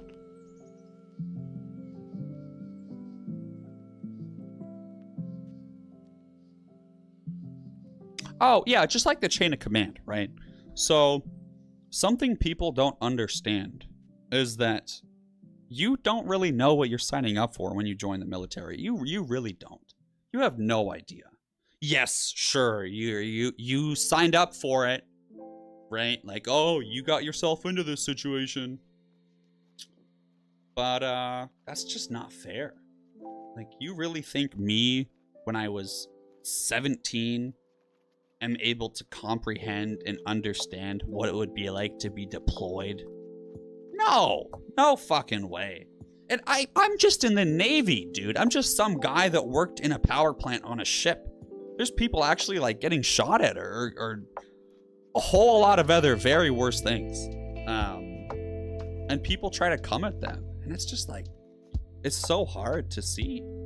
And so for me to sit here and look back at my time on the military and talk so negatively about it, it's difficult because I don't want to put what other people have gone through down, because I'm sure there's some people that love it, that are prideful about it, that have had an amazing experience.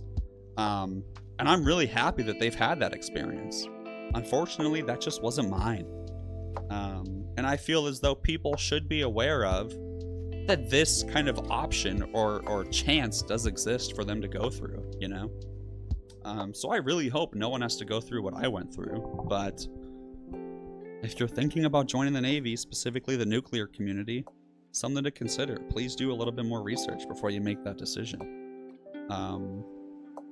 One thing I will say is that from my time in military service, I have become a infinitely more mature person than I was before I joined.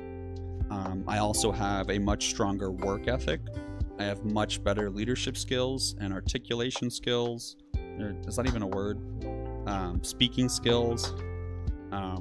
Generally, my knowledge about the world and how it works and realism and ethics is much, much better than it would have been. The benefits after getting out, right, like the GI Bill, other things like that, are huge positives in my life, and I am extremely lucky and fortunate to be where I am now. Let's get that straight for sure. But I wish I had known everything I was getting into before I signed up. And especially if you are a woman, I don't want to speak too much about it because I never personally went through it. But what I will tell you is almost every single friend that I had that was a woman, at one point or another, when my naivety was kind of like broken, I guess is the term. And I kind of grew up in a privileged life. So I never really had to experience sexual harassment or abuse. And I always thought it was just like something in the movies. Honestly, right? Very naive opinion. And after joining the military and talking to women in the workforce, it became very, very evident to me through their personal recounting of events and what they've been through that sexual harassment and abuse is very evident, very present, very real. And the sad truth of it is almost every single woman that I spoke to about this in like confidence told me that, yeah, like they had dealt with it in one form or another. Not necessarily constantly, but a lot more often than you would think happens. So that's also just like so saddening and unfortunate. So that's another like struggle or stressor. If you're thinking about joining and you're a woman, definitely something to consider and look into and maybe do a little bit more research on. Yeah. But what I will say, I got distracted, is my time as an instructor and my time as a leader and my time as a mentor or guide or helper in any sort of way to any of my not underlings, my people that I'm in charge of, some of the highest job satisfaction I've ever had. I loved taking care of my people. I loved applying myself and working as hard as I could to make the job and division run as smoothly as possible. I really enjoyed being an instructor at Naval Nuclear Power Training Command. I was there for 2 years. I loved teaching, dude. I'm actually getting a degree in social studies education now to hopefully go teach eventually again. But yeah, I mean, a lot of job satisfaction. And if you talk to most leadership or people that were E7 and above, or even E6s in a lot of cases, or officers, they will tell you, at least in my experience, they will tell you, like, look, a lot of aspects sucked, but some of the most rewarding times in my life were when I was in a position of leadership and able to have a real impact. And a lot of people make the argument of like, oh, well, if you have so many problems, you should stay in and change it. Like, you should stay in and be the change that you want to see. And yeah, you're right. I wish that I was a strong enough and mentally tough enough person to do that. Unfortunately, I know my limits, and I'm not. Bad things would happen if I tried to stay in the military. And so I had to get out for the well-being of my wife, my life, and, you know, my cute little golden retrievers. I gotta be their dad, you know. So it's not as easy as people would say of be the change you want to see or whatnot, you know.